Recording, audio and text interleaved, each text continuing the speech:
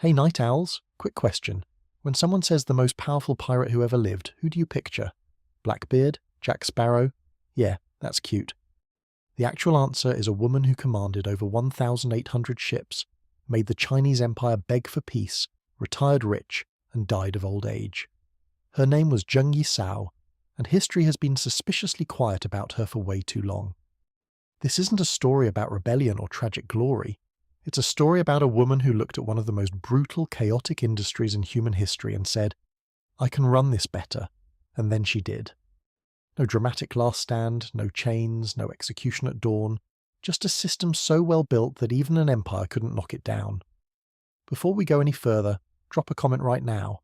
Where are you watching from? What time is it? Because wherever you are, you're about to find out that the greatest pirate lord in history never gets mentioned in school, and honestly, that says everything. Let's fix that tonight. There is a particular kind of story that history loves to tell. It goes something like this. A bold, larger-than-life figure rises from nothing, burns brilliantly across the sky, causes an enormous amount of chaos and destruction, and then dies dramatically. Preferably in battle, preferably young, preferably while saying something memorable. That's the template. That's what gets painted on tavern walls, turned into operas, and eventually recycled into Hollywood blockbusters with questionable historical accuracy and very good costume budgets. The reason that template is so popular is simple. It's emotionally satisfying. Chaos and glory and a beautiful ending. It gives the audience somewhere to put their feelings. You cheer, you mourn, you leave the theatre vaguely inspired. The pirate dies, but the legend lives. Everyone goes home full. Zheng Yi Sao does not fit this template. At all. And that is precisely why most people have never heard of her. She did not die young. She did not die in battle. She did not give a final speech from the deck of a burning ship while the wind dramatically tousled her hair. She lived to be around 60 years old, ran a legitimate gambling business in her later years, was probably reasonably comfortable, and passed away in 1844 surrounded by people who were not, notably, her enemies. By the standards of pirate mythology, this is a catastrophically boring ending.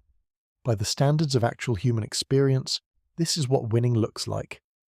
Here is the number that tends to stop people cold when they first encounter it. At the absolute peak of her power, Zheng Yi Sao commanded a fleet of somewhere between 1,500 and 1,800 vessels and roughly 80,000 fighters under her authority. Let that land for a moment. 80,000 people. That is not a gang. That is not even an unusually large criminal organization. That is a military force larger than many national armies of the same period. And she ran it not through inherited title, not through royal decree, not through divine appointment, but through a combination of strategic intelligence, economic genius, and a remarkable talent for making people understand that cooperation was genuinely in their best interest. The Chinese Empire sent fleet after fleet against her. The Portuguese sent warships. The British East India Company, which was at this point basically a country with very good branding, got involved. All of them, at various points, either failed to defeat her, suffered embarrassing losses, or eventually decided that negotiating was the more dignified option. The empire that had ruled for centuries with all of its administrative machinery and military resources could not dismantle what one woman had built from the ground up on the South China Sea, and yet open a standard history textbook. Flip to the section on piracy. You will find Blackbeard, who terrorized the American coast for about 2 years before getting himself killed at age 38, in a battle that, while undeniably dramatic, ended his career fairly conclusively. You will find Henry Every, Bartholomew Roberts, Calico Jack. You will find pages of European pirates whose careers were, in most cases, shorter, smaller, and considerably less structurally impressive than what Zheng Yi Sao accomplished. But her? Maybe a footnote, maybe a paragraph. If the textbook was written after 1990 and the author was feeling generous, perhaps half a page. This is not a coincidence. It reflects something interesting about whose stories get preserved, amplified, and retold, and whose get quietly filed away in the category of fascinating but inconvenient. A woman building a functioning parallel state on the South China Sea does not fit neatly into the standard piracy narrative, which is largely a Western, largely masculine story built around individual charisma and spectacular violence. Zheng Yi Sao's story is about institutions, about logistics, about the frankly unglamorous work of building systems that outlast any individual moment of bravery or brutality. History finds this less cinematically compelling, which is history's loss. What makes her story genuinely remarkable, beyond the scale, beyond the gender, beyond the sheer audacity of the whole enterprise, is what it reveals about power. Specifically, what power actually requires, as opposed to what we like to imagine it requires. Most narratives about power emphasize the dramatic moment, the coup, the battle, the speech, the single decision that changes everything. Zheng Yi Sao's story is almost aggressively undramatic in its mechanics. She built power the way a contractor builds a house, methodically, with attention to foundations, making sure each layer could support the weight of the next one. The result was not a monument to her personality, it was a working structure. That distinction matters enormously, and we will come back to it again and again throughout this story. Because the lesson of Zheng Yi Sao is not be fearless, or defy convention, or any of the other compressed poster-ready pieces of advice that tend to get extracted from historical lives. The lesson is considerably more useful and considerably less photogenic. If you want to build something that lasts, build the system, not the mythology. The mythology is what other people construct after you're gone. The system is what keeps running while you're still here.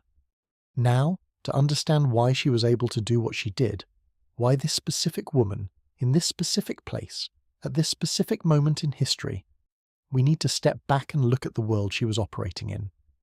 Because the South China Sea in the late 18th and early 19th centuries was not simply a body of water.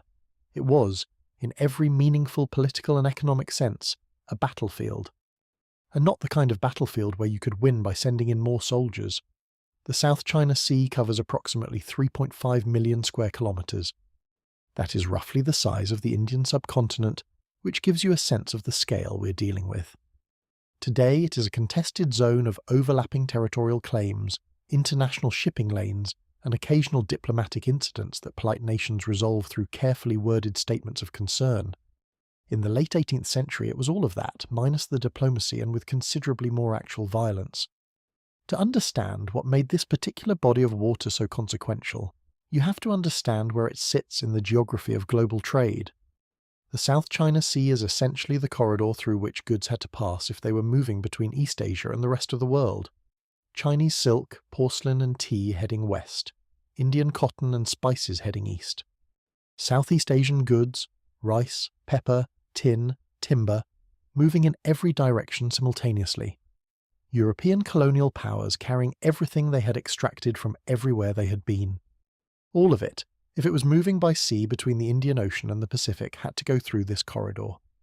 This made the South China Sea the single most commercially valuable stretch of water on the planet during this period.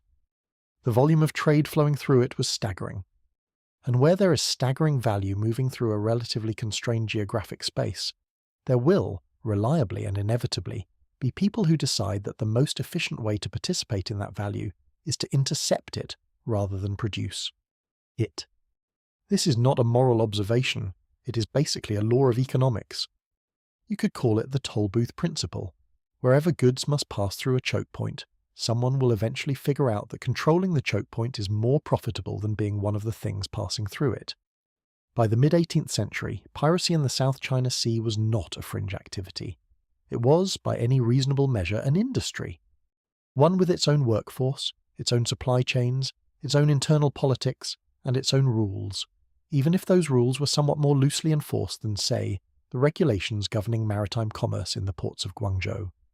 Piracy had been a feature of these waters for centuries, but it expanded dramatically during the 18th century for a set of reasons that were, when you examine them closely, almost entirely the fault of the institutions that were supposed to be preventing it. Let us talk about the Qing Dynasty for a moment, because you cannot understand the environment that produced Zheng Yi Sao without understanding the particular flavour of institutional dysfunction that the Qing government brought to coastal administration in this period. The Qing Dynasty, which ruled China from 1644 to 1912, was by many measures a remarkably capable empire. At its height, it administered one of the largest populations in human history across an enormous geographic area, maintained sophisticated bureaucratic systems, and projected considerable military force. It was not, in other words, a failing state in the conventional sense. But the Qing government had a complicated and somewhat conflicted relationship with its own coastline. Maritime trade was permitted, then restricted, then permitted again, then restricted with different restrictions, in a pattern of policy zigzagging that would have been comical if it hadn't had such serious consequences for the tens of millions of people who depended on coastal trade for their livelihoods. The fundamental tension was this. The empire needed the revenue that foreign trade generated, but it also deeply distrusted the cosmopolitan, loosely supervised world of maritime commerce, where Chinese merchants interacted with foreigners, ideas, circulated without imperial endorsement, and the government's ability to monitor and control economic activity was, let us say, limited. The result of this tension was a coastal governance system that was perpetually under-resourced, frequently corrupt, and structurally incapable of actually doing what it claimed to do. Naval forces were inadequate. Local officials were chronically underpaid, which created incentives for graft that most of them took up with remarkable enthusiasm. The bureaucratic apparatus that was supposed to regulate trade and maintain order on the coast was, in practice, a machine for extracting bribes from people who wanted to do business, and then doing very little of actual administrative value in return. This is not a particularly unusual situation in the history of governance. It is in fact a fairly standard way that bureaucracies degrade when oversight is weak and incentives are misaligned. But on the South China Sea in the 18th century, the consequences were unusually dramatic. The degradation of Qing coastal authority created what political scientists, when they are feeling technical, call a governance vacuum. What this means in practice is, the government said it was in charge, but the things that a government is supposed to actually do, maintain order, enforce laws, protect trade, resolve disputes, were not reliably happening. And nature, as the saying goes, abhors a vacuum. In the specific ecology of maritime commerce, the organisms that rush in to fill a governance vacuum are invariably some combination of private merchant militias, criminal organizations, and people who occupy the ambiguous territory between those two. Categories that we call, when we are being polite, pirates. By the second half of the 18th century, piracy in the South China Sea had consolidated around a small number of large confederations, rather than the traditional model of independent operators working alone or in small groups. This consolidation was itself a product of the governance vacuum. When the state cannot maintain order, the most effective protection racket in a given area tends to expand until it either encounters a competitor strong enough to stop it or absorbs the competition.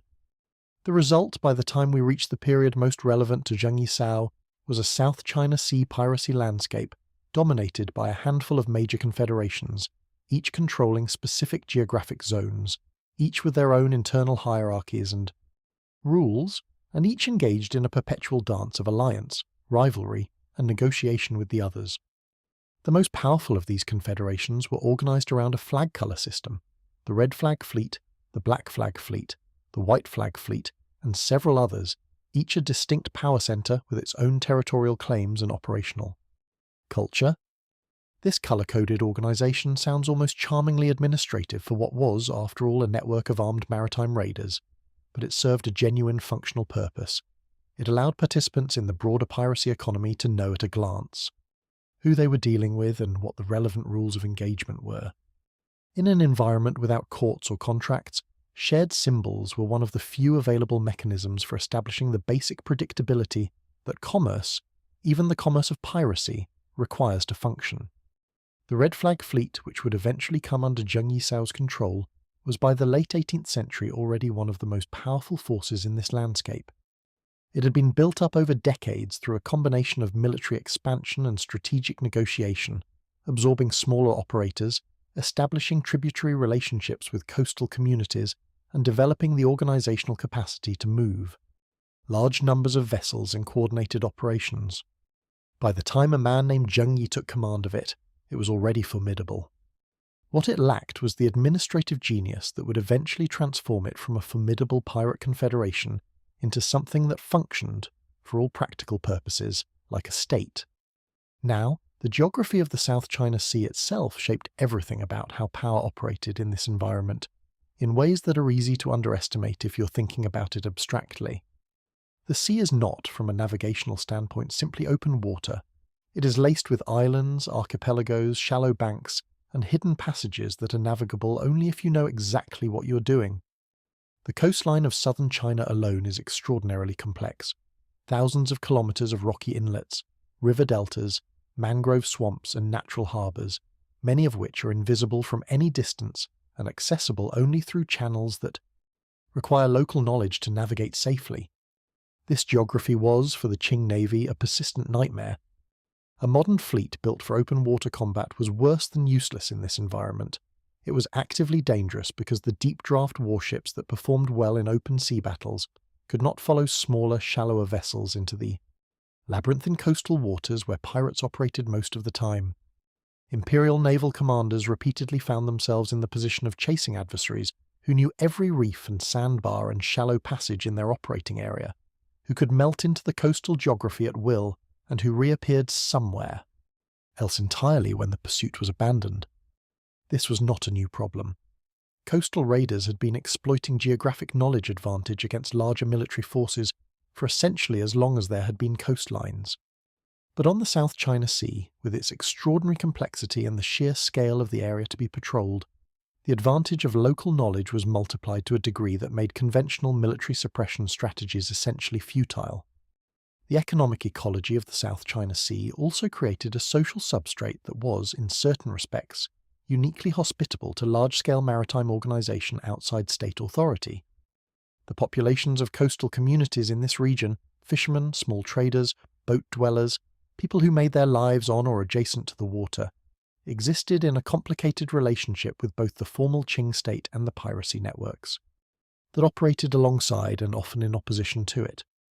For many of these communities, the Qing government was a distant and not particularly benevolent presence that showed up occasionally to collect taxes, conscript workers, and enforce regulations that served imperial interests rather than local ones.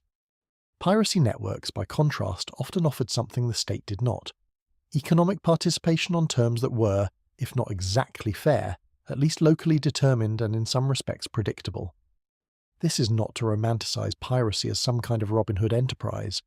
The historical evidence for systematic redistribution of wealth from rich merchants to poor coastal communities is, to put it diplomatically, thin.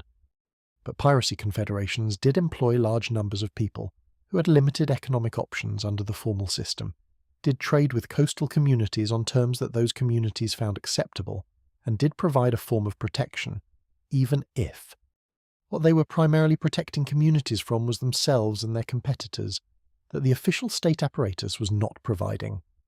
The relationship between piracy networks and coastal communities was extractive, certainly, but it was also entangled in ways that meant coastal populations had, at minimum, complicated loyalties that did not straightforwardly favour the imperial government. All of this, the geography, the governance vacuum, the economic ecology, the social relationships between piracy networks and coastal communities, created an environment that was extraordinarily resistant to conventional state suppression efforts. The Qing government would eventually spend enormous resources trying to clear the South China Sea of piracy during the period of Zheng Yi Sao's rise, and it would fail repeatedly, not primarily because the pirates were militarily stronger, though at times they were, but because the entire system was structured in ways that made the standard government playbook, send in the navy, defeat the enemy in battle, declare victory, operationally inapplicable. You cannot defeat an enemy that controls the terrain, has the support of the local population, does not hold fixed positions you can attack, and can dissolve into the surrounding social and geographic landscape whenever direct confrontation becomes disadvantageous. Military theorists writing about asymmetric warfare several centuries later would spend enormous energy trying to articulate this problem systematically. The pirates of the South China Sea solved it empirically, through trial and error and accumulated experience, and they solved it so effectively that the most powerful government in Asia could not undo what they built. There is one more element of this environment worth understanding before we move forward, because it connects directly to why Zheng Yi Sao's eventual consolidation of power was both possible and historically unprecedented. The South China Sea piracy confederations, for all their organizational sophistication, had a structural weakness that was inherent to the kind of authority on which they were built. That authority was, in almost every case, personal. It derived from the reputation, charisma, and direct relationships of specific leaders. When a powerful leader died, the organization he had built tended to fragment, because there was no institutional mechanism for transferring authority, no succession process, no administrative structure that could function independently of its founder, no set of rules and practices that carried their own legitimating weight independent of the individual who had created them. This was not unique to South China Sea piracy. It is, in fact, the default organizational failure mode for any enterprise built around personal authority rather than institutional structure. Empires built on personal loyalty to a single ruler tend to collapse when that ruler dies. Businesses built around the founder's personality tend to struggle when the founder leaves. Criminal organizations built on the fear and respect commanded by a single leader tend to splinter when that leader is removed. The pattern is so consistent across so many different types of organizations in so many different historical contexts that it is essentially a law of organizational behavior. Zheng Yi Sao understood this. Perhaps not in those theoretical terms. She was not, as far as we know, reading political philosophy in her spare time aboard a junk on the Pearl River Delta.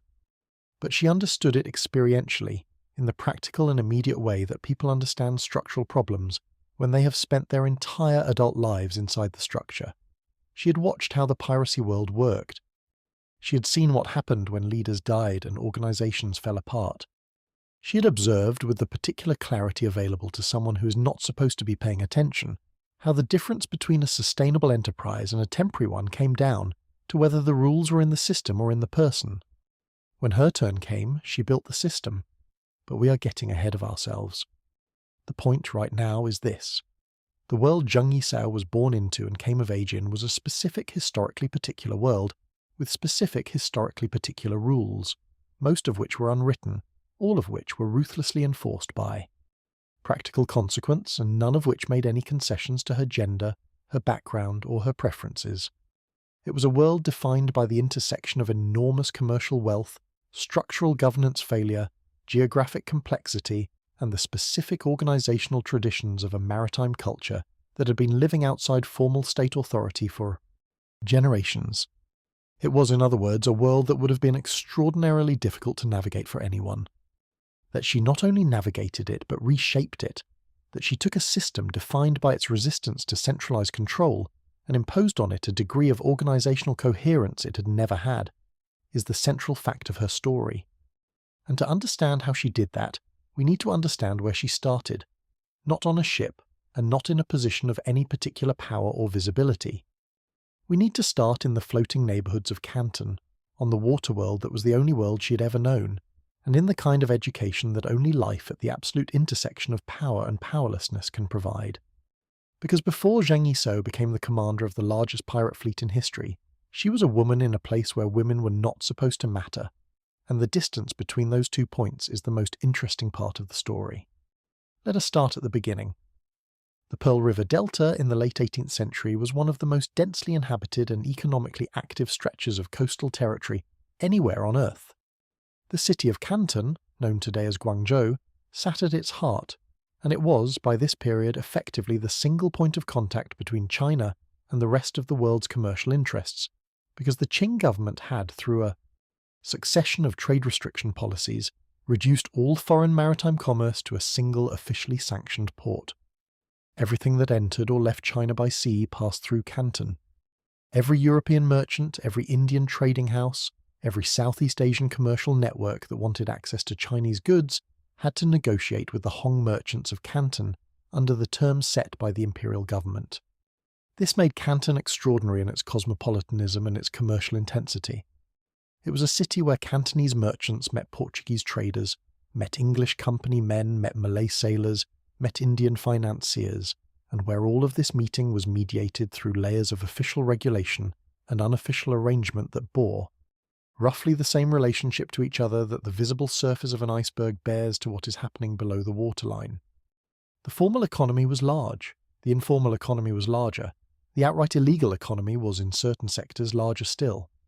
Surrounding and interpenetrating the city itself was a world that most of Canton's land-based inhabitants tried not to think about too carefully: the floating population.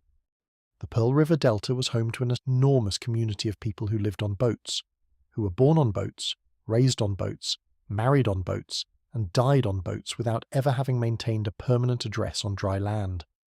These were the tanker people, also called the Dan people or the boat people, and they occupied a social position in Qing-era China that combined economic indispensability with near-total social marginalization.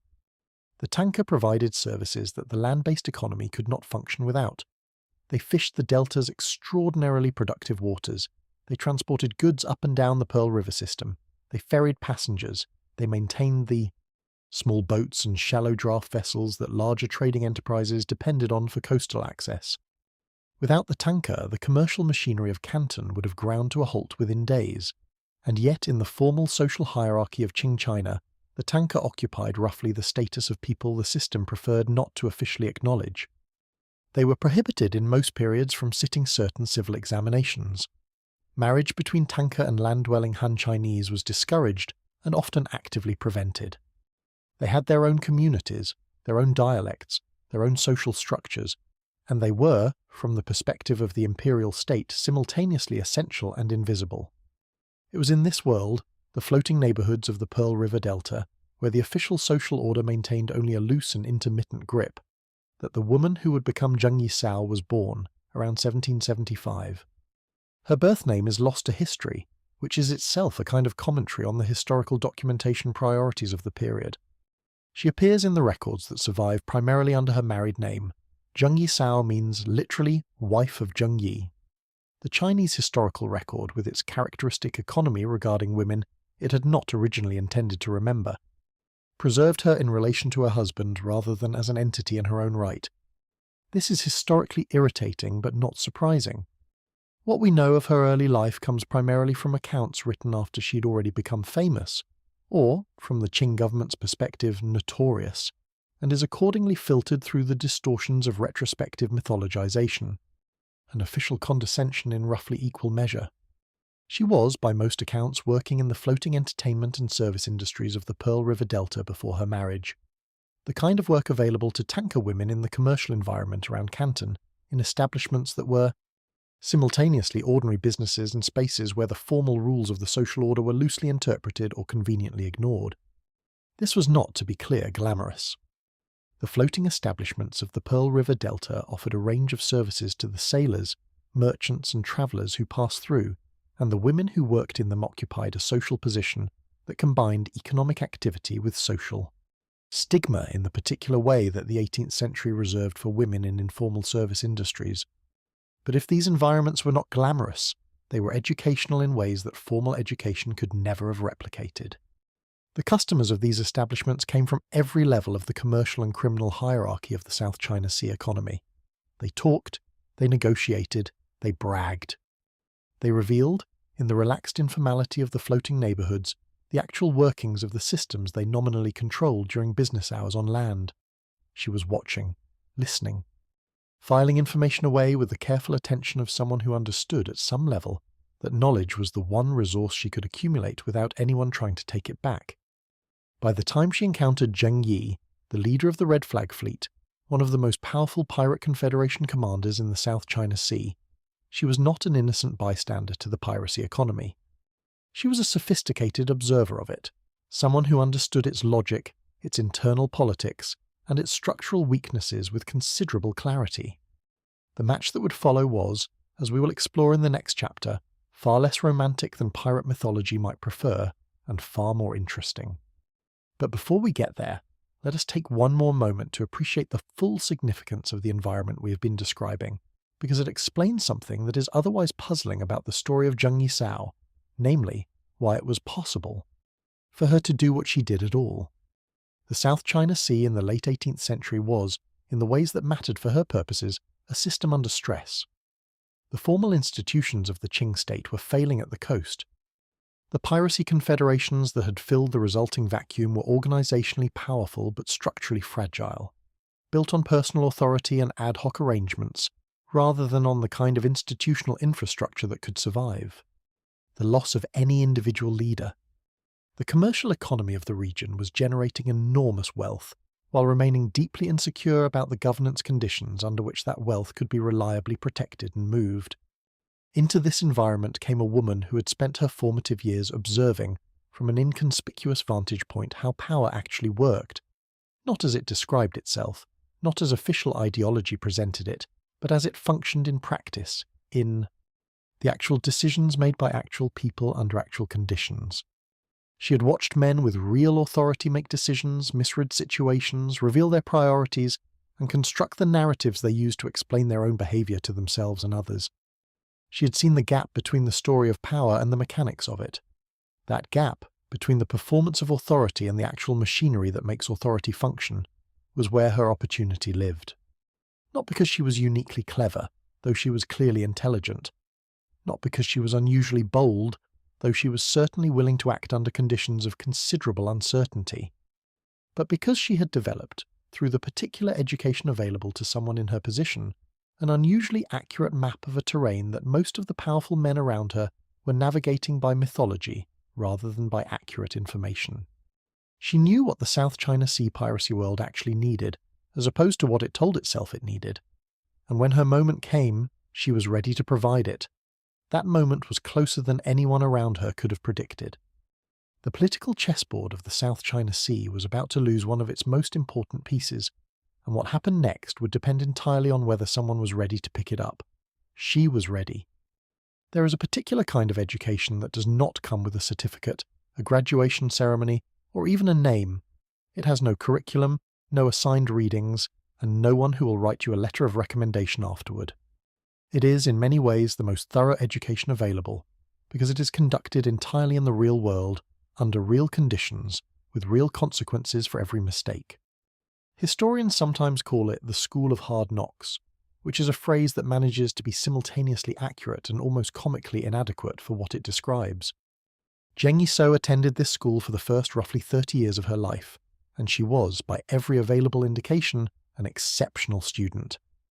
To understand what she was actually learning and why it mattered so much, we need to spend some time in the environment she inhabited before her story took the turn that made her famous.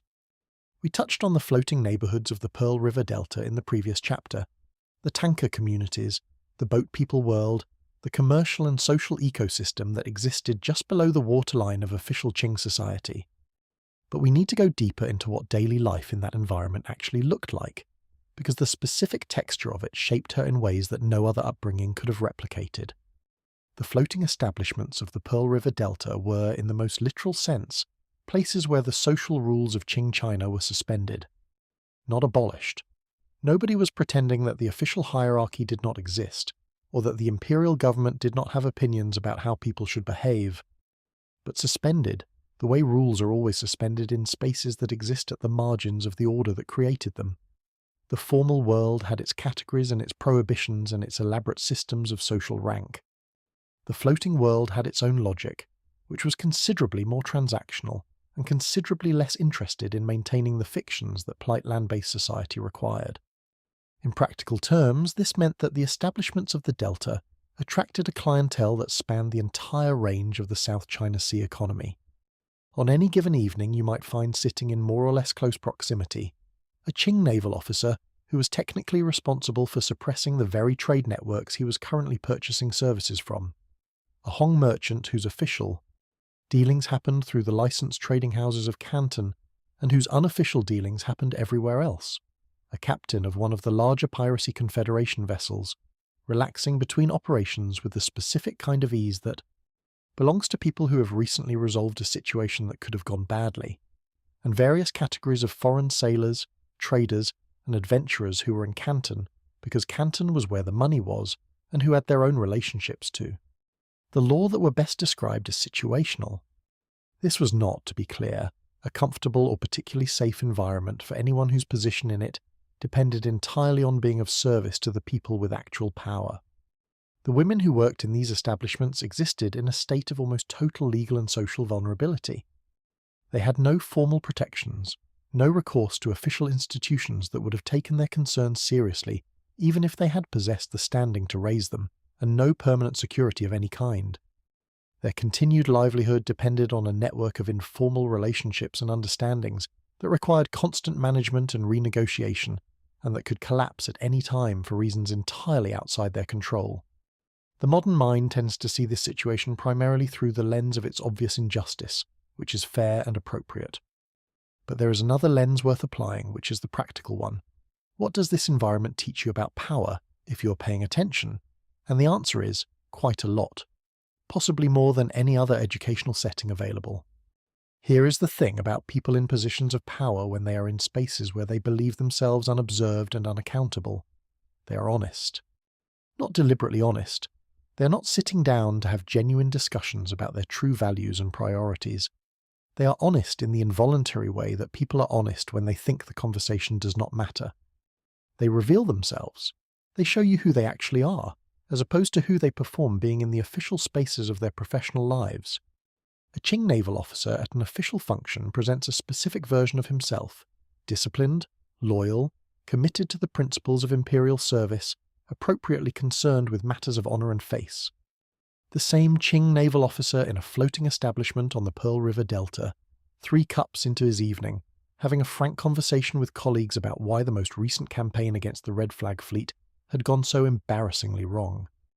That man is considerably more informative.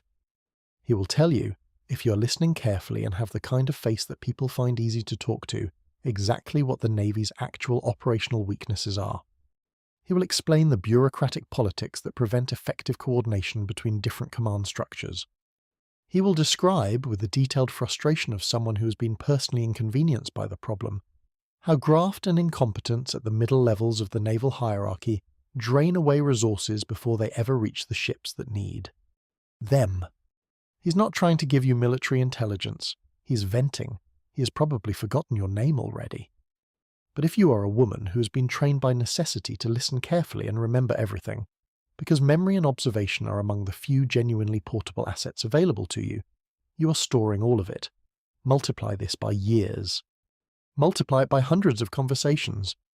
Multiply it by the full range of the South China Sea commercial and criminal ecology, which pass through the floating establishments of the Pearl River Delta with remarkable regularity and remarkable candor. What you accumulate is not just information. Any reasonably attentive person could accumulate information. What you accumulate is a map of how power actually works in this specific world, who actually holds it versus who performs holding it, where the genuine decision points are versus where the theatre of decision-making occurs, what people actually want versus what they say. They want, and, crucially, where the gaps are between what the system claims to be and what it functionally is. This kind of map is extraordinarily rare. Most people who operate within systems of power develop partial maps. They understand their own slice of the landscape quite well and have varying degrees of accuracy about the rest. The people at the top of hierarchies often have the most distorted maps of all, because everyone around them has strong incentives to tell them what they want to hear rather than what is true. The people at the bottom tend to have accurate maps of the immediate local terrain but limited visibility into the larger structure. Zheng Yi Sao was building, through her years in the floating neighborhoods, something much more complete. She was developing a systems-level understanding of the South China Sea power landscape from a vantage point that gave her access to multiple levels of the hierarchy simultaneously, because the floating establishment served everyone from the lowest sailors to the highest officials, and all of them talked. There was also something else she was accumulating during this period, which is harder to name but equally important. She was developing an extremely accurate understanding of the psychology of dominance. Specifically, she was learning the difference between people who held power because they had built something real and people who held it because circumstances had temporarily placed them in a position that looked like power from the outside. This distinction, which sounds simple, is actually quite difficult to perceive when you are inside a system, because the performances of both types are often indistinguishable, and the social mechanics of status mean that challenging someone who only looks powerful carries all the same risks as challenging someone who actually is. But from her vantage point, she had access to something that stripped away the performance. She saw these men under conditions where the performance was turned off. She saw what they worried about. She saw what they backed down from. She saw which reputations were load-bearing and which were decorative. She saw who, when the conversation turned to a genuine problem, had actual ideas, and who defaulted immediately to bluster, deflection, or the authority of someone above them in the hierarchy. This is knowledge that most strategists and leaders spend enormous energy trying to acquire through formal analysis, intelligence networks, and years of operational experience. She was acquiring it passively, as a byproduct of simply being present in a place where the powerful came to relax their guard. The irony is almost architectural. The very social position that official Qing society would have described as low and marginal was, in practice, a premium intelligence post. Unsurprisingly, this education did not come with a diploma or any official recognition that it had occurred. But it equipped her, by the time she encountered Zheng Yi, with something that no amount of formal training could have produced: an accurate, multi-level, psychologically sophisticated model of how the specific world she was entering actually functioned and where its fault lines were. There is one more dimension of her early education worth exploring before we move forward, because it relates directly to what made her leadership style so distinctive. The floating establishments of the Pearl River Delta were not only sites of information exchange, they were also, in a more fundamental sense, businesses. They had to be run. Resources had to be managed. Personnel had to be organized and motivated under conditions that included the perpetual possibility of conflict, the absence of any enforceable contracts, and the constant pressure of a broader environment that was indifferent to whether any given establishment succeeded or failed. The women who ran or helped run these establishments, and there were women who did, were engaged in a practical exercise in organizational management under adversarial conditions. They had to negotiate with suppliers, manage relationships with local power brokers, handle disputes between clients without escalating to levels that attracted official attention, maintain the informal networks that provided protection, and do all of this without any of the formal institutional tools, courts, contracts, regulatory bodies, that land-based businesses could at least theoretically call upon. What this produced, in those who were good at it, was an extremely practical understanding of how organizations actually function, not through formal authority, which was largely unavailable, but through incentive alignment, relationship management, reputation effects, and the careful construction of arrangements in which everyone's interests in the system's continued functioning outweighed their immediate interests in defecting from it. This is, in the language of modern organizational theory, stakeholder management. In the 18th century it was just survival, but the skills are identical. Zheng Yi Sao learned these skills in an environment that provided immediate feedback on every error, because in the informal economy of the floating delta, an organizational mistake was not a performance review or a restructuring plan. It was a problem that showed up at the door, usually in the form of someone who had decided their interests were no longer aligned with yours. This kind of education produces a certain quality of practical organizational intelligence that is, if you survive it, extremely difficult to acquire any other way. By the time she was approaching 30, she had therefore developed, through no formal process and under no one's deliberate guidance, a combination of capabilities that was genuinely unusual, a systems-level map of the South China Sea power, landscape, an accurate psychological model of how the people in that landscape actually behaved versus how they presented themselves, and a practical set of organizational and negotiation skills forged in conditions of real-world adversity. She was, in short, more prepared for what was about to happen than anyone around her could possibly have known, including, at first, Zheng Yi himself. The piracy mythology that popular culture has built up over the last 3 centuries has very specific ideas about what romantic relationships look like in that world. There is a great deal of dramatic tension. There are stolen glances across harbour waters. There is probably a scene in heavy rain.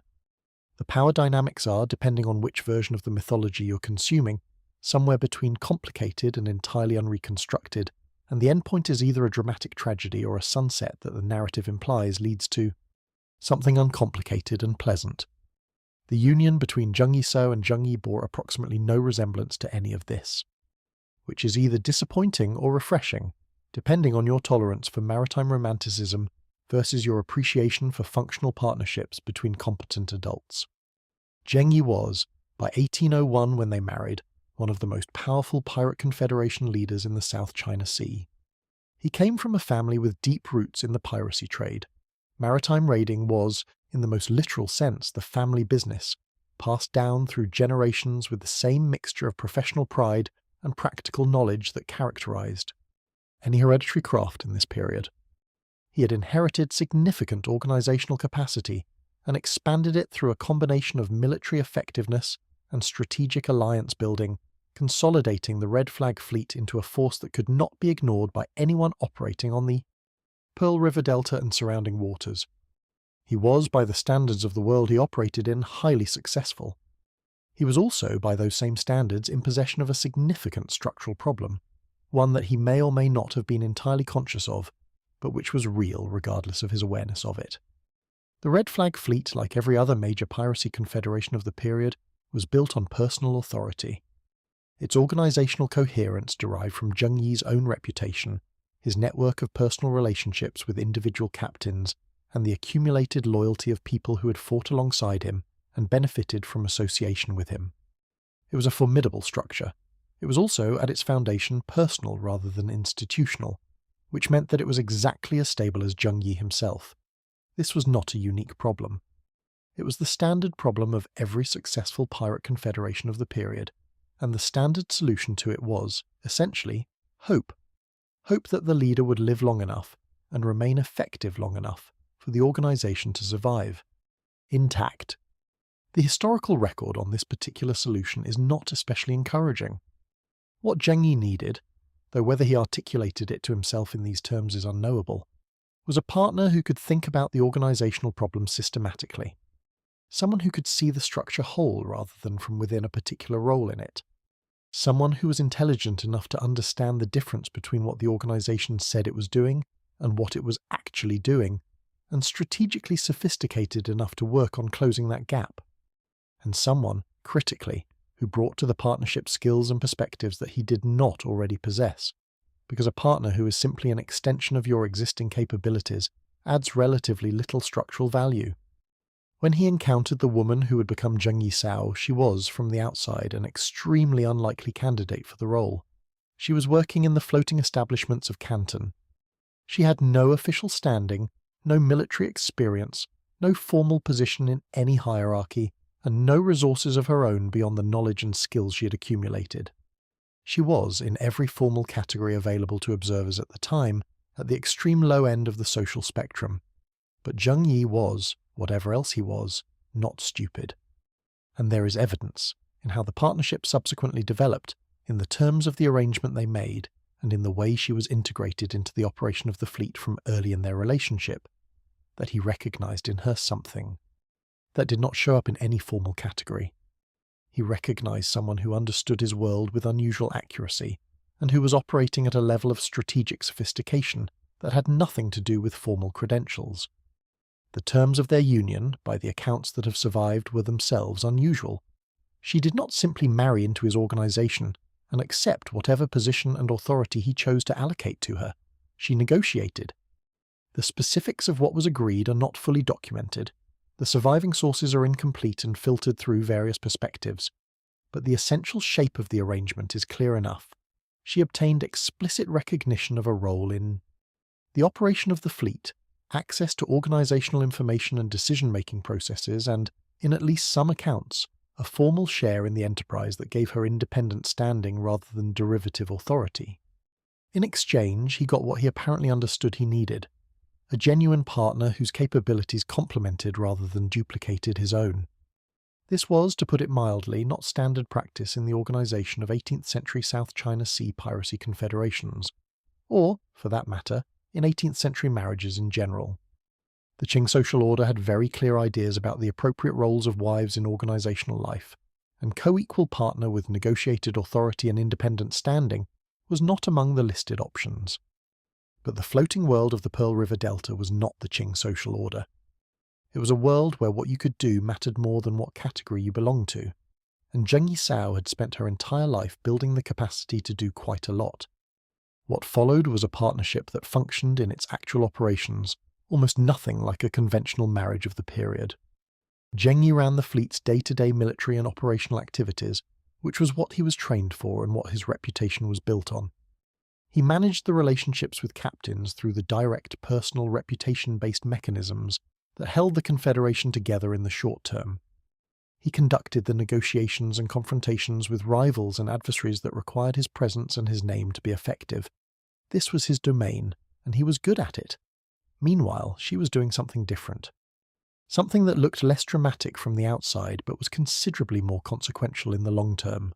She was, in effect, auditing the organization. Not in the formal sense.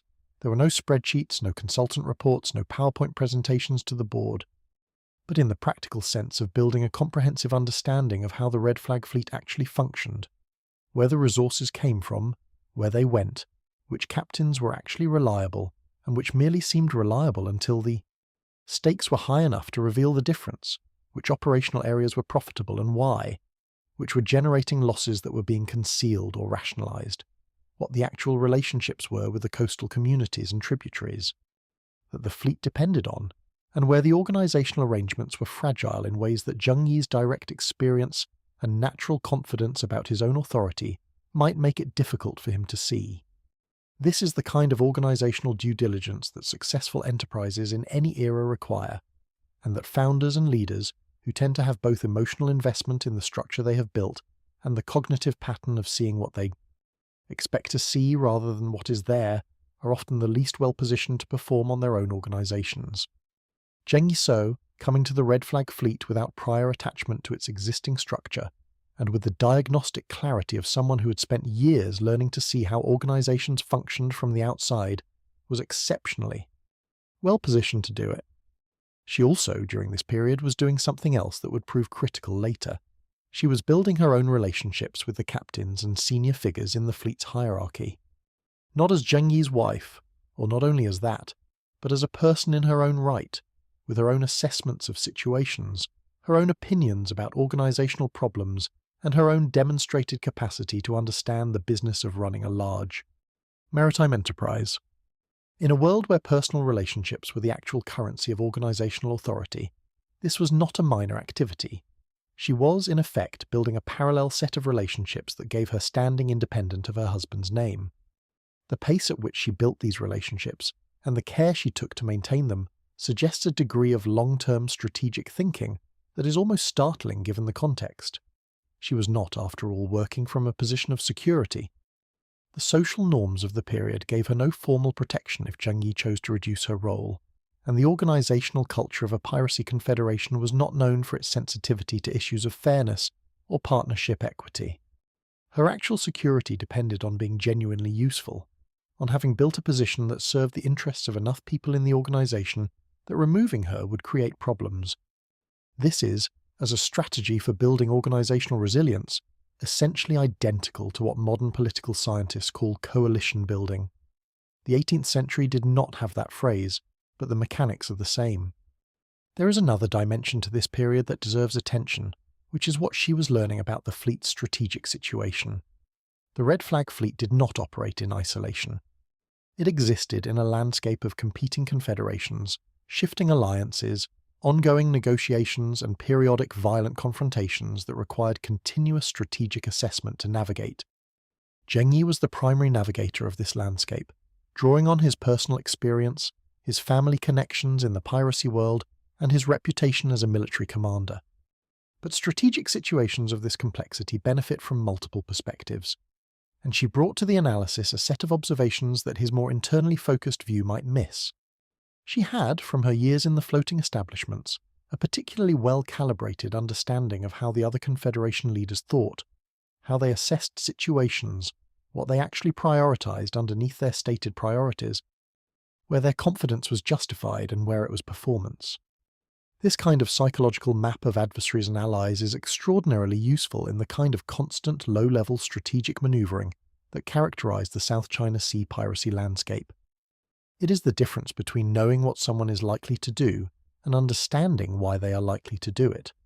And the second kind of knowledge is considerably more useful when the situation changes and you need to predict behavior under new conditions. The partnership, in short, was working. Not in the way that pirate narratives would prefer. There was no dramatic public demonstration of her role, no moment where she strode to the helm and took command while everyone cheered. It worked in the quieter, more durable way that genuine partnerships work, through the gradual integration of complementary capabilities, through the accumulation of shared understanding, through the construction of organizational improvements that neither partner could have achieved alone. And then, in 1807, Zheng Yi died. The circumstances of his death are somewhat unclear in the historical record. Different sources give different accounts, and the fog of both time and deliberate historical editing makes it difficult to reconstruct exactly what happened.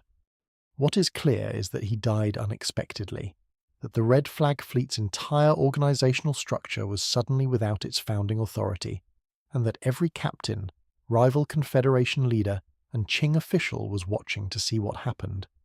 Next, by conventional logic, by the standard dynamics of how piracy confederations handled the death of a founding leader, which we discussed earlier, the Red Flag Fleet should now have begun to fragment. The captains would start making independent calculations about their interests. The alliances that Zheng Yi had maintained through personal relationships would begin to decay without those relationships as their foundation. Rivals from other confederations would probe for weaknesses. The Qing government, if it was paying attention, would recognize an opportunity. This is what had happened, reliably, to essentially every piracy confederation of comparable size when its founder died. The personal authority model is elegant in how predictably it fails. What happened instead was something that had no real precedent in the history of South China Sea piracy. A woman who had no official military title, no formal position in the Qing administrative system, no family name that commanded traditional deference in the piracy world, and no publicly recognized claim to authority, that woman stepped into the organizational vacuum left by her husband's death and proceeded to not only hold the Red Flag Fleet together, but to expand it into something considerably larger and more structurally robust than it had ever been. How she did this, the specific mechanisms, the negotiations, the organizational architecture she constructed in the months immediately following Zheng Yi's death, is, in many ways, the most instructive part of her entire story. And to understand it properly, we need to understand something about what she had built during the partnership years that was not visible from the outside, but that turned out to be exactly the right foundation for what came next. During the years of her marriage, she had been doing something that no one in the Red Flag Fleet's hierarchy would have described as building a power base, because it did not look like that from the inside. It looked like a capable, knowledgeable woman being actively involved in her husband's organization, helpful, well-informed, respected by the captains who interacted with her regularly, but ultimately in a supporting role relative to the man whose name the fleet operated under. What it actually was, viewed from a structural standpoint, was the construction of a parallel organizational network. She had relationships with captains based on her own demonstrated judgment and reliability. She had detailed knowledge of the fleet's operational and financial situation that few, if any, individual captains possessed. She had an accurate assessment of every senior figure's actual priorities, loyalties, and breaking points. And she had, over years of careful attention to how the Confederation made decisions, a clear picture of which parts of the existing structure were genuinely functional and which were maintained by Zheng Yi's personal authority alone, and would therefore require replacement or reinforcement when that authority was removed. She was, in other words, holding a detailed map of an organization that everyone else was only holding partial maps of. And when Zheng Yi died and everyone started trying to figure out what came next, she was the only person in the room who actually knew where all the furniture was. This advantage, informational, relational, and strategic, is what made what happened next possible. Not courage, though she certainly had that. Not charisma, though she clearly possessed the ability to manage complex social situations with considerable skill, but knowledge. The kind of knowledge that is only available to people who have been paying careful attention for a very long time, in exactly the right place, to exactly the right things.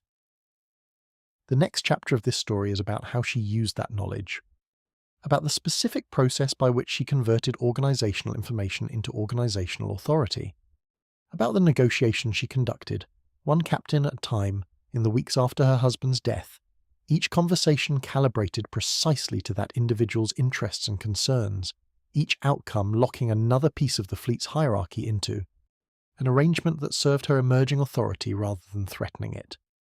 It is a story about power built the hard way, not through inheritance, not through violence, not through the kind of charismatic authority that requires the constant presence of the charismatic individual to maintain itself, but through the slow, careful, methodical construction of a structure that was more useful to everyone inside it than any available alternative. The captains who encountered her in those weeks after Zheng Yi's death were not, in most cases, expecting what they found. They were expecting a grieving widow who might need to be managed, or a figurehead who could be used by whoever moved fastest to fill the power vacuum, or, at worst, a complicating presence who would need to be dealt with before the real negotiations among the actual power holders could begin. What they found instead was someone who already knew exactly what they wanted, had already thought through what they were willing to trade for it, and had already identified the terms on which their cooperation was worth more to her than their opposition. They found someone who had been, in a very real sense, preparing for this conversation for years. That is not luck. That is not charisma. That is not even exceptional courage, though it required no small amount of nerve to conduct these negotiations from a position of formal powerlessness, with everyone watching to see whether she would succeed or fail. That is preparation meeting circumstance.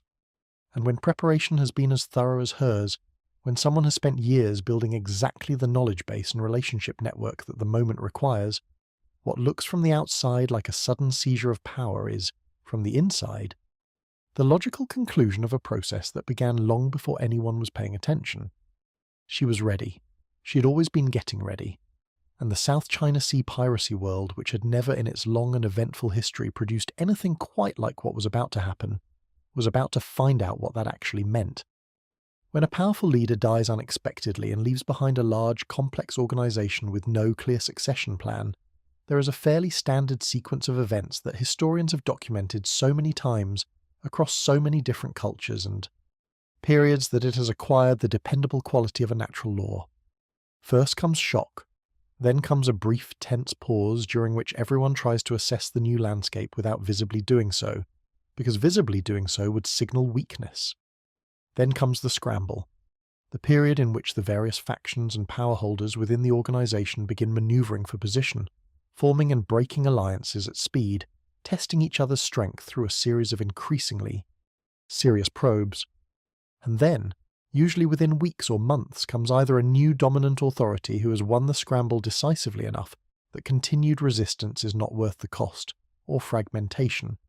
The organization splits along the fault lines that existed. All along, and what was one large structure becomes several smaller ones.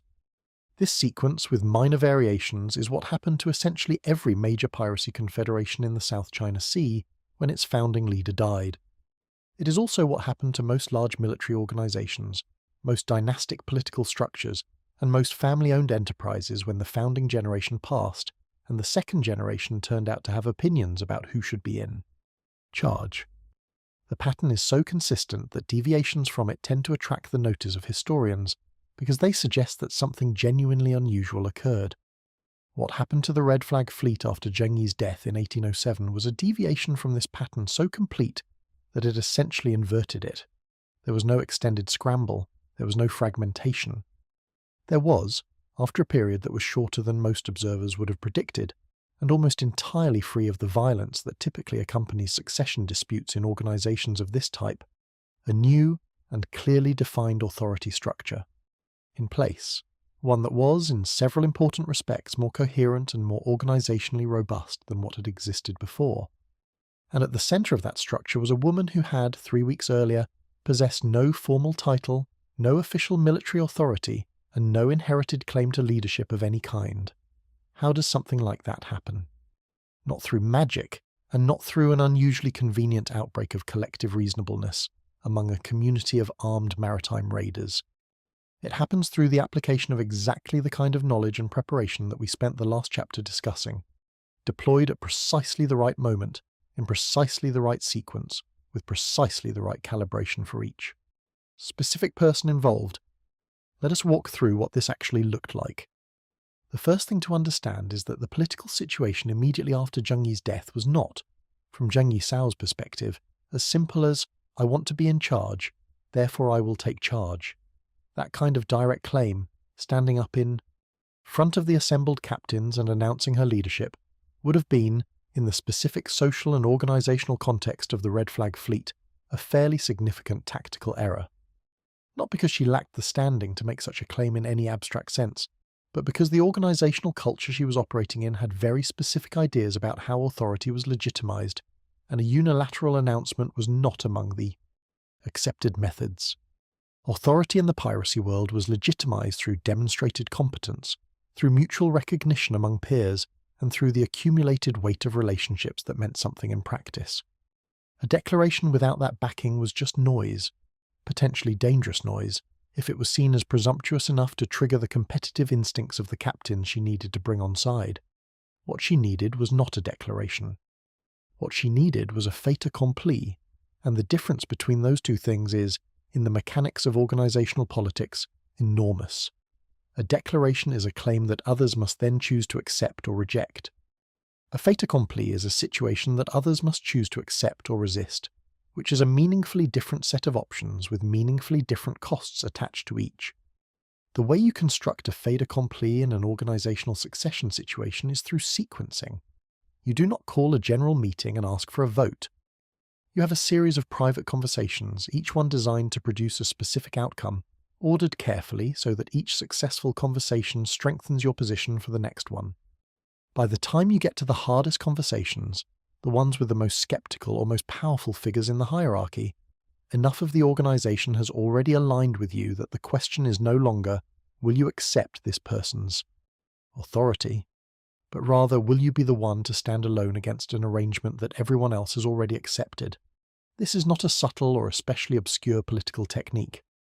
Versions of it have been used by ambitious organizational players throughout human history, in contexts ranging from corporate board elections to the succession politics of medieval monarchies.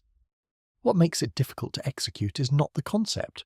The concept is simple enough, but the information requirements. To sequence these conversations correctly, you need to know, in advance and with reasonable accuracy, what each person's actual priorities are, what they are most worried about, what they want most from the arrangement, and how their decision will be, influenced by knowing what others have already decided. You need, in other words, exactly the kind of comprehensive psychological and organizational map that Zheng Yi Sao had been building for years.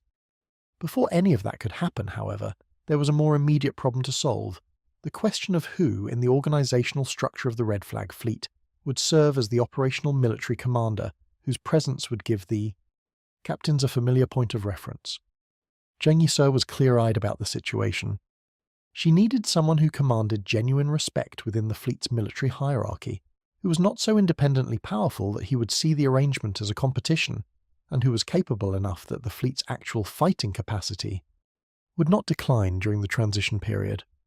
She also needed someone whose loyalty to the arrangement would be structurally secured rather than depending on personal enthusiasm. The person she selected, and whose cooperation she secured during the earliest days after Zheng Yi's death, was a former associate named Chung Po Tsai, a figure who had come into the fleet's orbit some years earlier and who had developed into one of its most capable operational commanders. The arrangement she negotiated with him was characteristically explicit. He would serve as the fleet's primary military commander in the field, handling the operational work that required direct command presence, while the strategic and organizational authority remained firmly in her hands. This was not a situation of divided authority in the dysfunctional sense. There was no ambiguity about who held final decision-making power.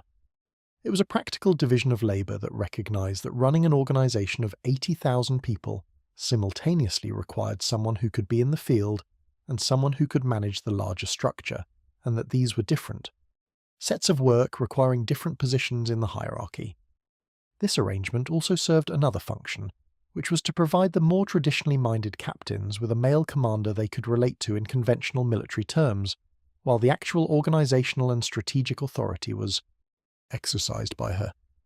Whether she designed this consciously as a piece of theatre or whether it simply emerged as a practical solution is not entirely clear, but it worked.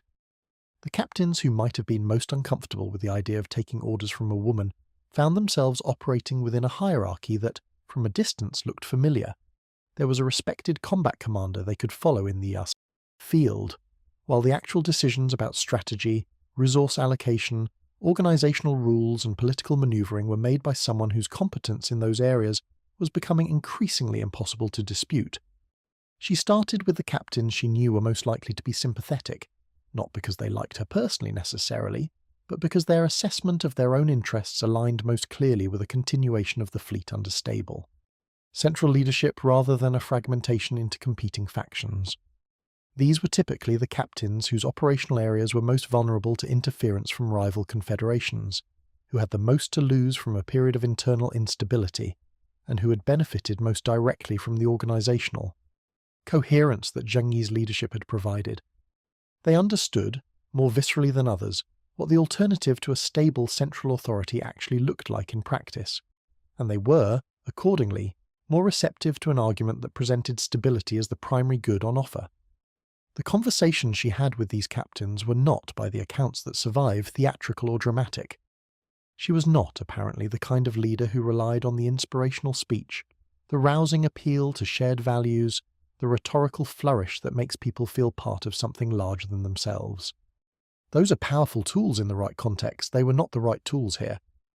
The captains of the Red Flag Fleet were experienced, calculating men who had survived in a brutally competitive environment by being accurate about their own interests and deeply skeptical of emotional appeals that might distract from that accuracy.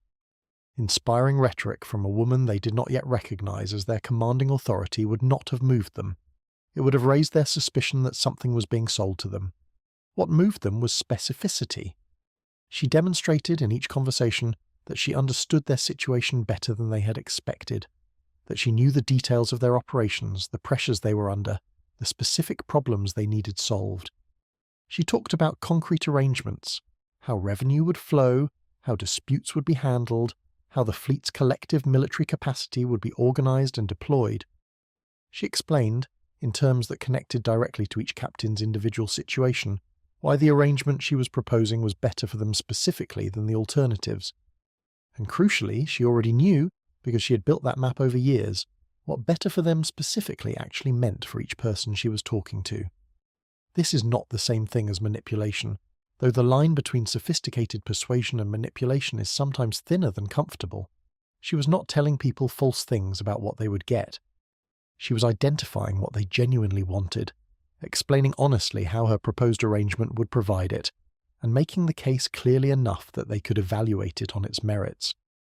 The fact that she was better informed than they were about the details of the arrangement, and that she had structured the sequence of conversations to maximize the social pressure on later holdouts, these were tactical advantages, but they were deployed in service of an offer that was, for most of the captains involved, genuinely a good one. A stable, coherent, well-administered fleet under her leadership really was better for most of them than the alternative. She was not convincing people to act against their interests. She was helping them see their interests more clearly. The next layer of captains, those who were more ambivalent, whose assessment of the situation was less immediately clear-cut, required a somewhat different approach. With these individuals, she introduced a new variable, the information that others had already committed, not as a pressure tactic in any crude sense, but as genuinely relevant information for their decision-making. If 6 of your most influential colleagues have already evaluated this situation and concluded that this arrangement is in their interest, that is data. It does not tell you what to decide, but it tells you something about what a group of experienced, self-interested operators with good information has concluded after evaluating the same question. For captains who were genuinely uncertain about the right call, this information was often enough to tip the balance. There was also, in this middle layer of conversations, something else she was doing. She was actively solving problems. Not vaguely promising to address concerns at some future point, but in the meeting itself, demonstrating knowledge of the specific issue and proposing concrete solutions.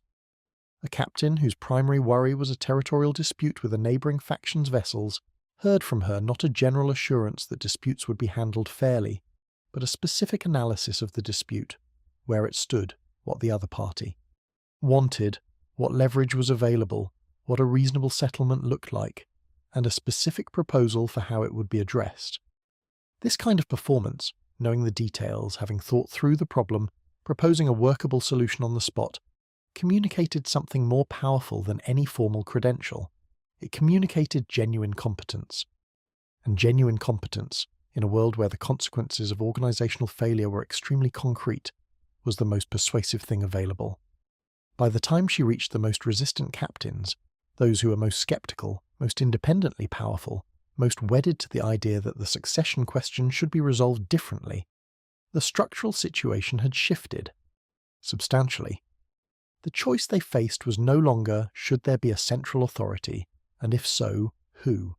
It had become, are you going to be the one to break this arrangement that everyone else has already entered? And those are very different questions with very different answers. Breaking an arrangement that is already in place carries costs that opposing a hypothetical arrangement does not.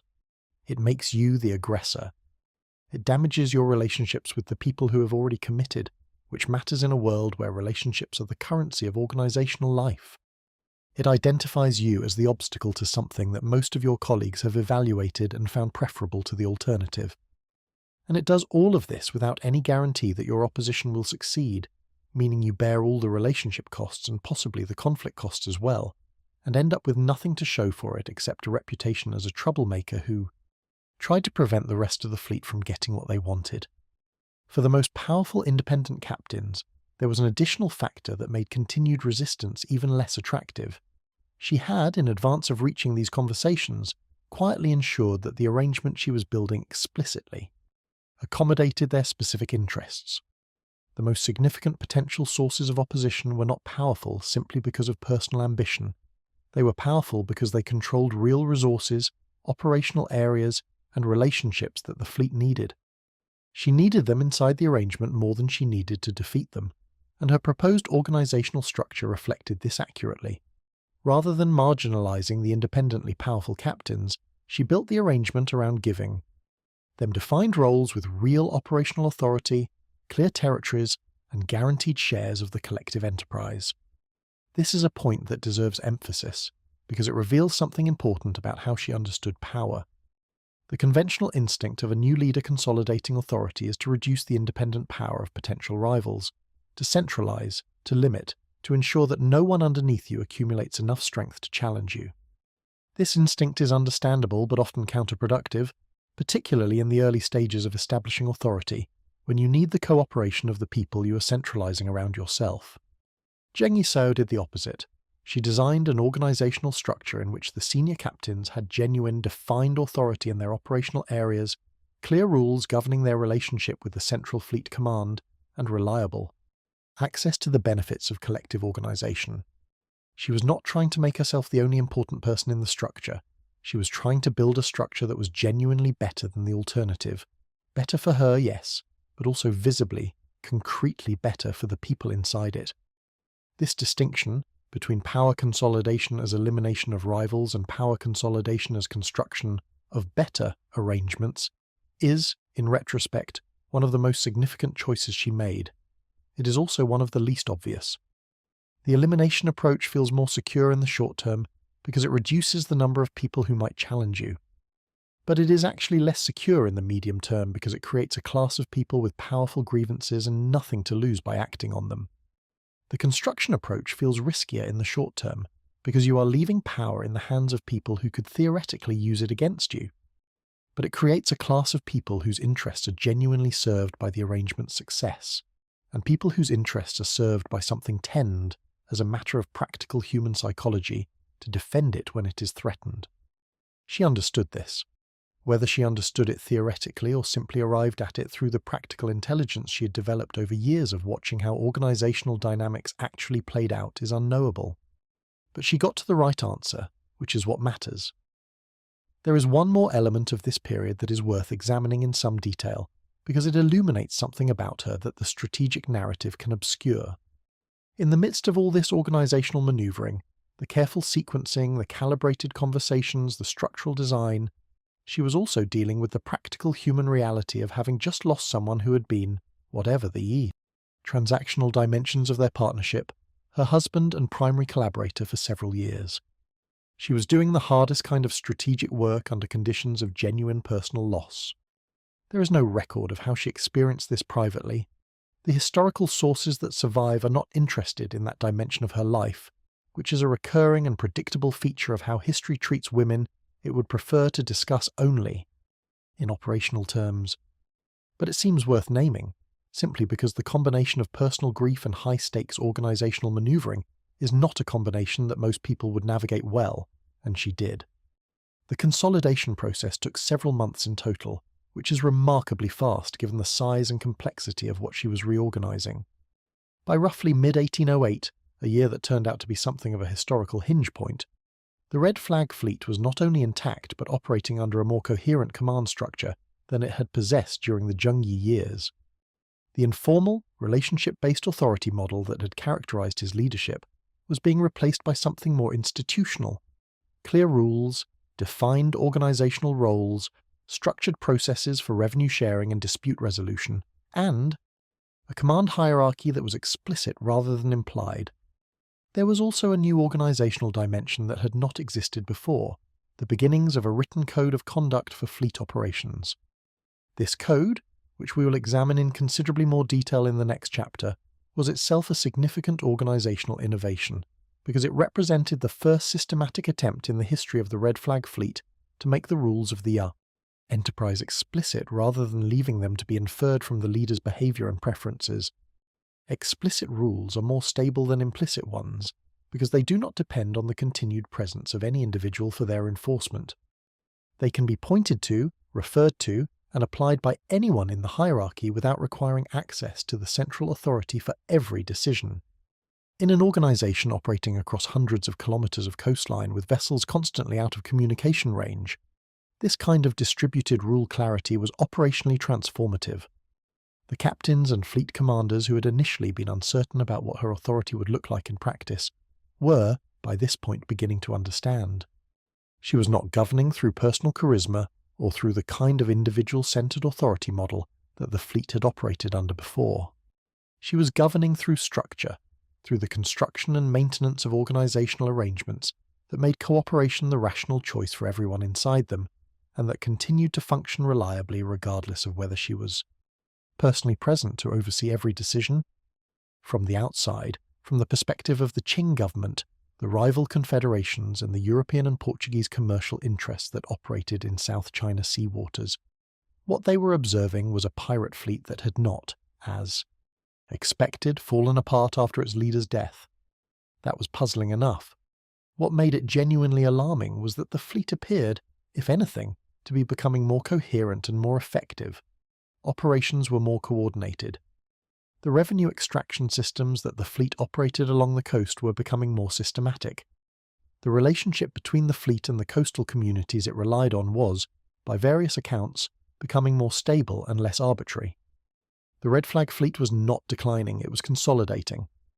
The Qing naval commanders, who had perhaps been looking forward to exploiting a succession crisis that never materialized, were now facing something considerably more challenging, an adversary that had just demonstrated that it could survive its own structural crisis and emerge stronger. That was a new data point, and not an encouraging one. For the rival piracy confederations, the implications were even more immediate. The Red Flag Fleet under Zheng Yi's leadership had been a formidable but knowable entity. They understood how it operated, what its limits were, where its organizational seams were. Under Zheng Yi Sao's emerging leadership, it was becoming something slightly different, and the difference was unsettling. It was becoming harder to predict, because its behavior was increasingly driven by institutional logic rather than by the personal temperament of a single leader. Organizations driven by institutional logic are frustratingly more consistent in their behavior than organizations driven by personality. They do not have bad days. They do not get angry in ways that create exploitable openings. They do not make impulsive decisions that can be turned against them, and they do not notably stay the same size. They grow, because growth is what efficient organizations do when the environment provides opportunities, and she had built something that was becoming, month by month, more efficient at identifying and capturing those opportunities. By the end of the consolidation period, the question of why nobody had said no to her authority was beginning to acquire a different quality. Initially, the answer was primarily procedural. Nobody said no because she had sequenced the conversations so that saying no became progressively more costly, and because she had offered sufficiently attractive terms that most potential opponents found cooperation more rational than resistance. These were the mechanics, but by the end there was a second answer that was starting to matter more. Nobody said no because it was increasingly clear that the thing she had built was working. And in a world defined by very immediate, very concrete consequences for organizational failure, something that demonstrably works is the strongest possible argument for its own continuation. She had not just taken power. She had demonstrated within a relatively short period that the way she held power produced better outcomes than the alternatives that were available. That combination, the tactical intelligence of the seizure and the organizational substance that made the seizure worth making, is what distinguishes her story from 1,000 other cases of sharp political maneuvering that produced structures that didn't last. She was not simply clever at acquiring authority. She was building something, and what she was building was only beginning to take shape. The code of conduct that was being developed during this period of consolidation was about to become the backbone of something unprecedented in South China Sea piracy, a legal system. Not a state legal system, not one with courts and magistrates and written procedures encoded in imperial decree, but a functional system of rules, consequences and enforcement that operated consistently and predictably across an organization of tens of thousands of people spread across hundreds of vessels. A system that the people inside it could depend on, plan around and appeal to. A system that, in its combination of strictness and consistency, was about to produce organizational outcomes that nobody on the South China Sea, including the Qing Empire with all its administrative machinery, had managed to produce. To understand how that worked and why it changed everything, we need to spend some time with the code itself. Because what she was building was not just a fleet, it was a parallel state, and the law was the foundation. There is one more observation worth making about the seizure of power itself before we move on, because it illuminates something about the nature of authority that tends to get lost in historical narratives. The conventional story of power acquisition tends to focus on the dramatic moment, the coronation, the battle, the declaration. But actual power is not acquired in a moment. It is built through the accumulation of decisions that other people accept, each acceptance making the next one slightly more probable, until the authority becomes self-reinforcing. The moment that looks from the outside like a seizure of power is usually, from the inside, the visible endpoint of a much longer and less dramatic process. In her case, that process had started years before Zheng Yi died. In every conversation she had with a captain that demonstrated her knowledge of his situation, in every organizational problem she helped solve, in every instance where her judgment turned out to be accurate. By the time the formal authority question arose, most of the captains who mattered had already formed views about her competence and reliability. The succession crisis was not the beginning of her authority. It was the moment when authority that had already been building was formalized into an explicit command structure. Understanding this helps explain something that might otherwise seem puzzling. Why the consolidation happened so quickly, and why it held. If she'd been trying to build authority from scratch after Zheng Yi's death, trying to convince skeptical captains who had never worked with her that she was capable of leading them, the process would have been much longer, much harder, and much less certain to succeed. But she was not building from scratch. She was formalizing something that already existed in the relationships and perceptions of the people she was working with. The conversation was not, "Will you trust this unknown person?" It was, "Will you acknowledge the authority of someone you have already decided you trust?" That distinction, between authority built in advance and authority claimed in the moment, is perhaps the single most important structural insight of her entire career. She understood, at some level and in some language, that the best time to build the relationships and demonstrate the competence that would make leadership possible was before the leadership question arose. She prepared in advance. She built the foundation while no one was paying attention to the foundation, and when the building needed to go up quickly, the foundation was already there. Most people, most leaders, most organizational strategists, most people who spend time thinking about how power works, understand this in theory. Very few are disciplined enough to act on it in practice, because acting on it requires investing significant effort in building relationships and demonstrating competence in situations that do not seem immediately consequential. It requires, in other words, the ability to work patiently toward outcomes that are not yet visible, in a world that tends to reward visible action over invisible preparation. She worked patiently. She prepared invisibly. And when visibility was required, she was ready. The rest of the Red Flag Fleet, the ordinary sailors, the fighters, the supply workers, the hundreds of people who did the unglamorous daily work of keeping a large maritime operation functioning, were watching all of this with an interest that the historical record does not preserve very clearly, because the historical record is primarily interested in captains and commanders. But their response to the transition mattered too in the aggregate. And the evidence suggests that the transition, while certainly noticed, did not produce the kind of dissent or defection among the rank and file that would typically accompany a contested succession. People continued doing their jobs. the fleet continued operating. The informal economy of protection, taxation, and controlled trade that connected the fleet to the coastal communities it served continued functioning. This is not a small thing. Large organizations can survive leadership disputes at the top if the rest of the organization continues to function, and the rest of the Red Flag fleet functioned during the transition because the institutional arrangements she was building gave people at every level of the hierarchy enough predictability and security to continue doing their jobs without needing to wait for the political situation to fully resolve. This is, again, an organizational insight that is obvious in retrospect and quite difficult to execute in practice. The best way to manage an organizational crisis is to make sure that the day-to-day operations are insulated from the crisis as much as possible, so that the organization continues generating the value that makes everyone's continued participation rational. She insulated the operations, the fleet kept sailing, and by the time the political structure had fully crystallized, the fleet was already operating under her authority in every practical sense, not because she had declared it, but because everyone inside it had already been behaving as though it were. True. That is, in the end, how authority works when it is genuinely functioning. Not through declaration, not through force, but through the accumulated decisions of many people who have concluded, each for their own reasons, that acting within the authority structure makes more sense than acting outside it. She did not seize power, she made power unavoidable, and there is a difference. There is a particular word that tends to appear whenever historians, journalists, or documentary narrators discuss the financial operations of historical piracy, and that word is plunder. It conjures a specific image. Raiders descend on a vessel, remove everything of value at sword point and sail away. Transaction complete. No receipts, no follow-up, no customer service department. The economic model of piracy, in the popular imagination, is essentially a series of one-time smash-and-grab operations conducted at sea, sustained by the perpetual availability of new targets who have not yet heard what happened to the last ones. This model is not entirely fictional.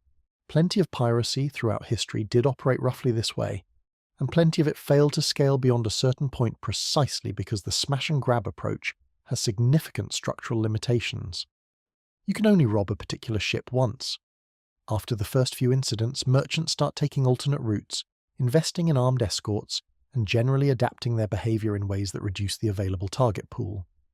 The plunder model is, in economic terms, extractive in the most literal sense. It depletes the resource base it depends on. Sustained indefinitely, it would eventually run out of targets and collapse. Zheng Yi Sao understood this.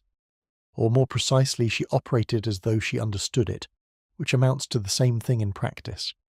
The economic system she built over the years following her consolidation of the Red Flag fleet bore so little resemblance to the plunder model that comparing them is a bit like comparing a protection racket to a municipal tax authority. Both involve extracting money from people who would prefer not to pay. The differences are entirely in the organization, the consistency, the enforcement mechanisms, and the accompanying set of services provided in exchange for payment, which, in the case of her operation, were genuine and not negligible. The foundational insight of her economic architecture was simple to state and difficult to execute. A merchant who pays you regularly is worth more than a merchant you rob once. A coastal community that cooperates with your fleet indefinitely contributes more than a community you extract from and leave with no incentive to see you again. A port that operates under your protection arrangements provides more reliable revenue over time than a port you raid, damage, and leave to be serviced by your competitors. The whole system depended on a shift from transactional extraction to what a modern economist would call recurring revenue, the kind that you can plan around, grow steadily, and defend against competitors because the people paying it have reasons to prefer you over the alternatives. Let us talk about what this actually looked like in practice, because the mechanics are considerably more interesting than the general principle. The most visible and most discussed element of her economic system was the protection fee arrangement with coastal traders and fishing communities. This was, in structure, similar to a franchise fee or a commercial insurance premium, which is to say, it was a payment made in exchange for a specific set of guarantees. A coastal fishing vessel that paid the appropriate fee to the Red Flag fleet received in return a document or marker identifying it as under fleet protection. This had two practical effects.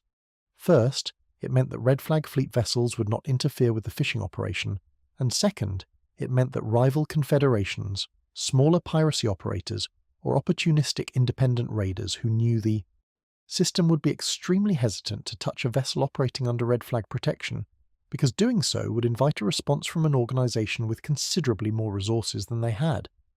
This second effect is what made the arrangement genuinely valuable, rather than simply being a slightly organized version of extortion. The protection was not just theoretical, it was backed by a fleet large enough and disciplined enough that the threat of enforcement was credible. A small fishing village paying its fees was not buying a promise. It was buying access to a security guarantee that had been demonstrated to work in practice.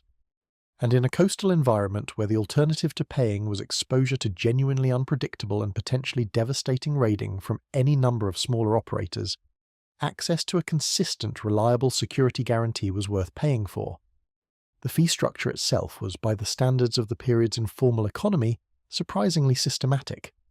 Different categories of maritime activity paid different rates, which were calibrated to the value of the activity being protected. Fishing operations paid less than cargo trading operations. Small coastal vessels paid less than large merchant junks carrying significant cargo. The rates were not random or set by negotiation on each individual occasion. They were, as much as possible given the limitations of 18th century information management, standardized.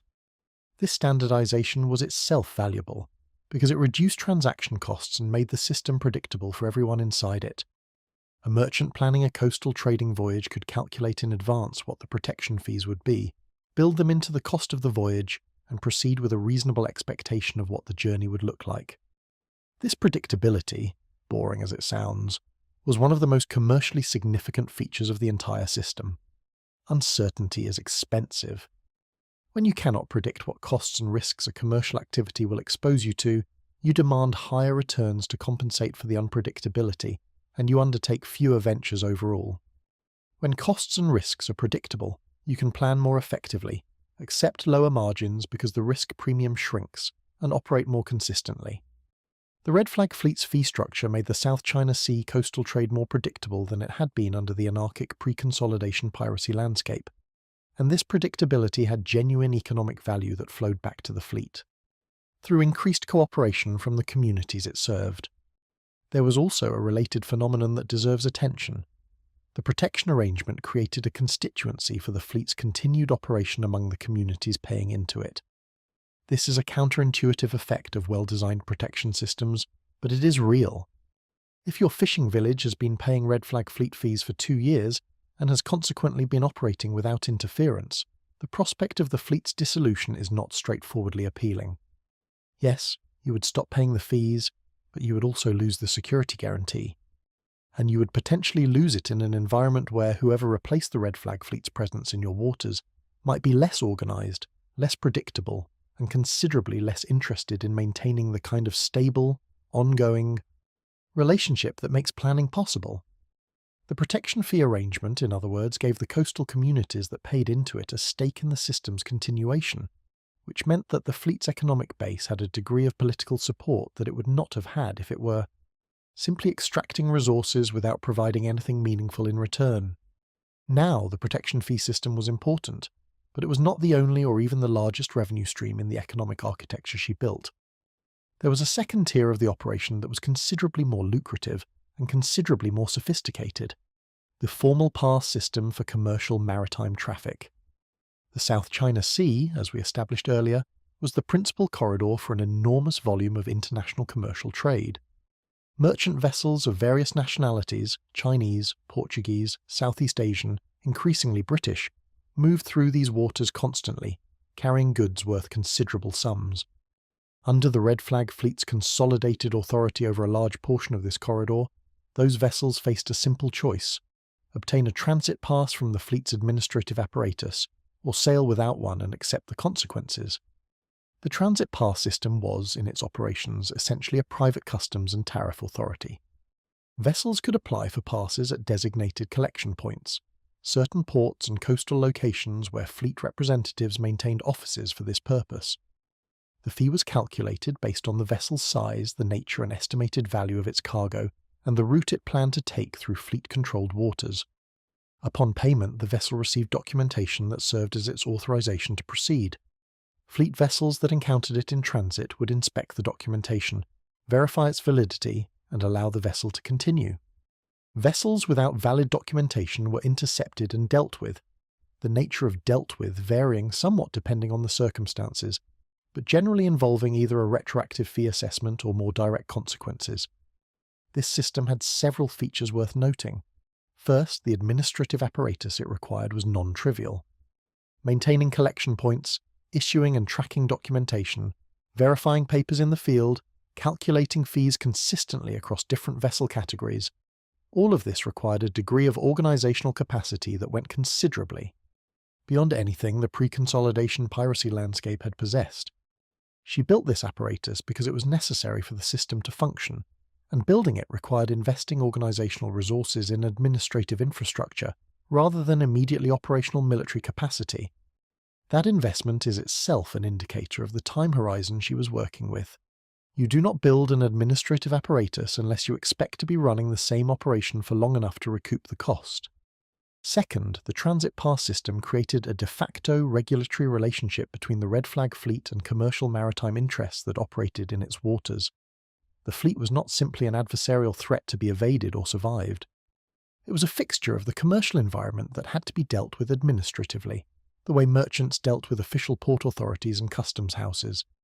European trading companies, including operations connected to the Portuguese and British commercial interests active in South China Sea waters, found themselves maintaining working relationships with fleet collection points that would have surprised their head offices considerably if the head offices had been fully informed of the details. The pragmatics of doing business in the region had a way of superseding the official positions of the relevant colonial authorities, which had decided loudly and repeatedly that piracy was unacceptable, and which, quietly and consistently, continued paying the fees because the alternative was worse for business. The British East India Company, it should be noted, took a relatively dim view of piracy as an official matter. It issued instructions, periodically dispatched naval assets, and maintained a robust correspondence file documenting its concerns. Its merchant vessels, with equally robust practicality, also tended to carry transit documentation when sailing through Red Flag fleet territory. History is full of these kinds of institutional inconsistencies, and they tend to resolve in favour of the practical arrangement every time. Third, and most importantly, the transit pass system generated revenue that was, by the period standards, staggering in its scale. The South China Sea carried, at any given time, an enormous quantity of commercial traffic. Even a modest per-vessel fee, applied consistently across the full volume of that traffic, produced aggregate income that exceeded the annual revenue of many official Qing provincial administrations. At the peak of her operations' territorial reach, covering the waters off the Guangdong coast and significant portions of adjacent maritime zones, the income flowing through the fleet's economic system was large enough that Qing officials tasked with assessing it for military intelligence purposes apparently had difficulty persuading their superiors that the numbers were accurate. They were. There was a fourth revenue stream that is less often discussed but equally revealing of how she thought about economic architecture: the fleet's direct involvement in commerce. The Red Flag fleet did not simply extract revenue from other people's trade, it participated in trade directly. Fleet-affiliated vessels engaged in cargo shipping under the protection of Fleet Authority, competing with independent merchants in markets where fleet affiliation was a competitive advantage, because nobody was going to interfere with a cargo vessel. Operating under Red Flag protection, the fleet also had direct interests in certain coastal industries, fish processing, salt production, and rice distribution among them, that generated income independent of maritime traffic. This direct commercial involvement transformed the fleet from a protection and extraction operation into something more genuinely hybrid, part government, part organized crime from the Qing perspective, and part vertically integrated commercial enterprise. These categories, which seem distinct from the perspective of modern institutional classification, blurred considerably in the actual operations of the early 19th century South China Sea economy. The legal and the illegal, the protective and the predatory, the governmental and the commercial existed in a mixture that reflected the genuine ambiguity of the governance environment in which the fleet operated. Understanding this mixture matters because it helps explain something that often puzzles people who first encounter the numbers associated with her operation, namely, how it was possible for a piracy confederation to generate the kind of revenue that rivaled provincial governments? The answer is that it was not, strictly speaking, a piracy confederation in the conventional sense. It was a parallel state with its own economic policy, one that used coercion as a tool of economic organisation, as states generally do, while also providing genuine services and creating genuine value in the form of security, predictability, and infrastructure for the maritime economy it dominated. This distinction between extraction only and extraction with services is the difference between a short-term parasitic relationship and a long-term symbiotic one. Extraction only eventually kills the host or drives it to find alternatives. Extraction with services creates a relationship in which the host has reasons to maintain the arrangement, and reasons to prefer it over alternatives. She was building the second kind of relationship consistently and deliberately across the full range of the fleet's economic interactions. Naturally, not everyone appreciated this nuance.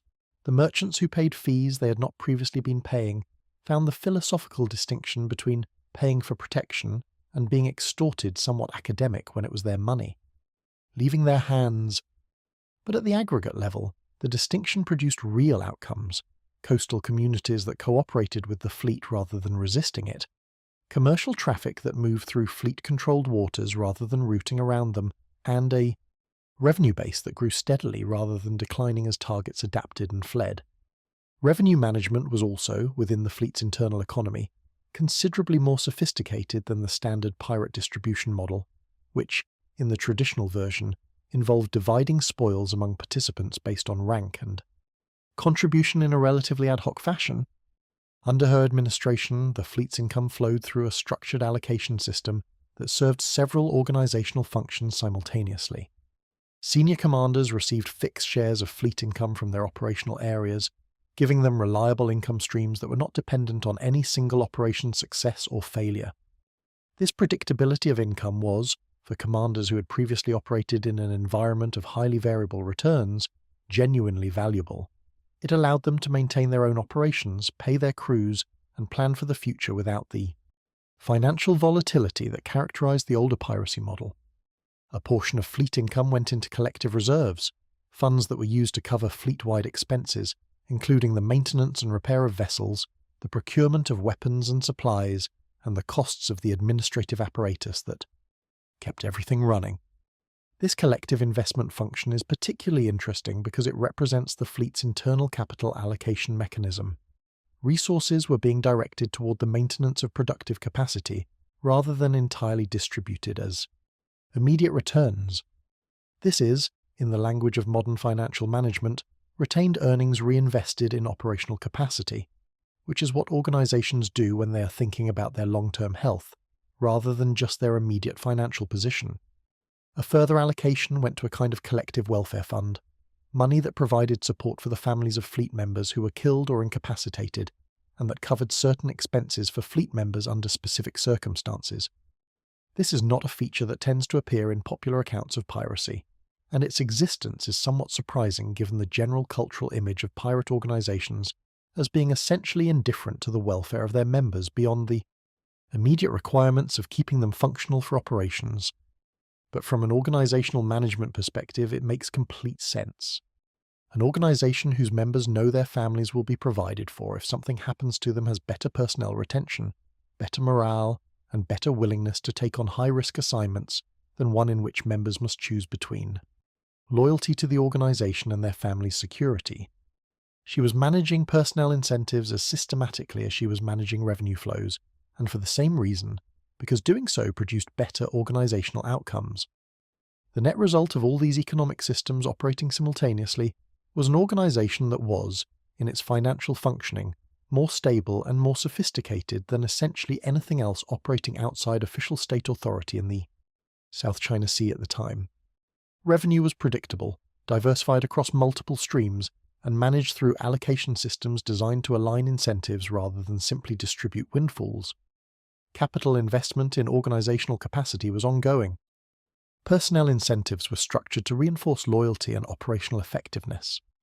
The whole apparatus functioned with a degree of financial discipline that would not have been out of place in a well-administered provincial government, which was, not coincidentally, precisely what it functioned as in the territories it controlled. There is a useful thought experiment here for anyone who wants to understand how historically significant this was.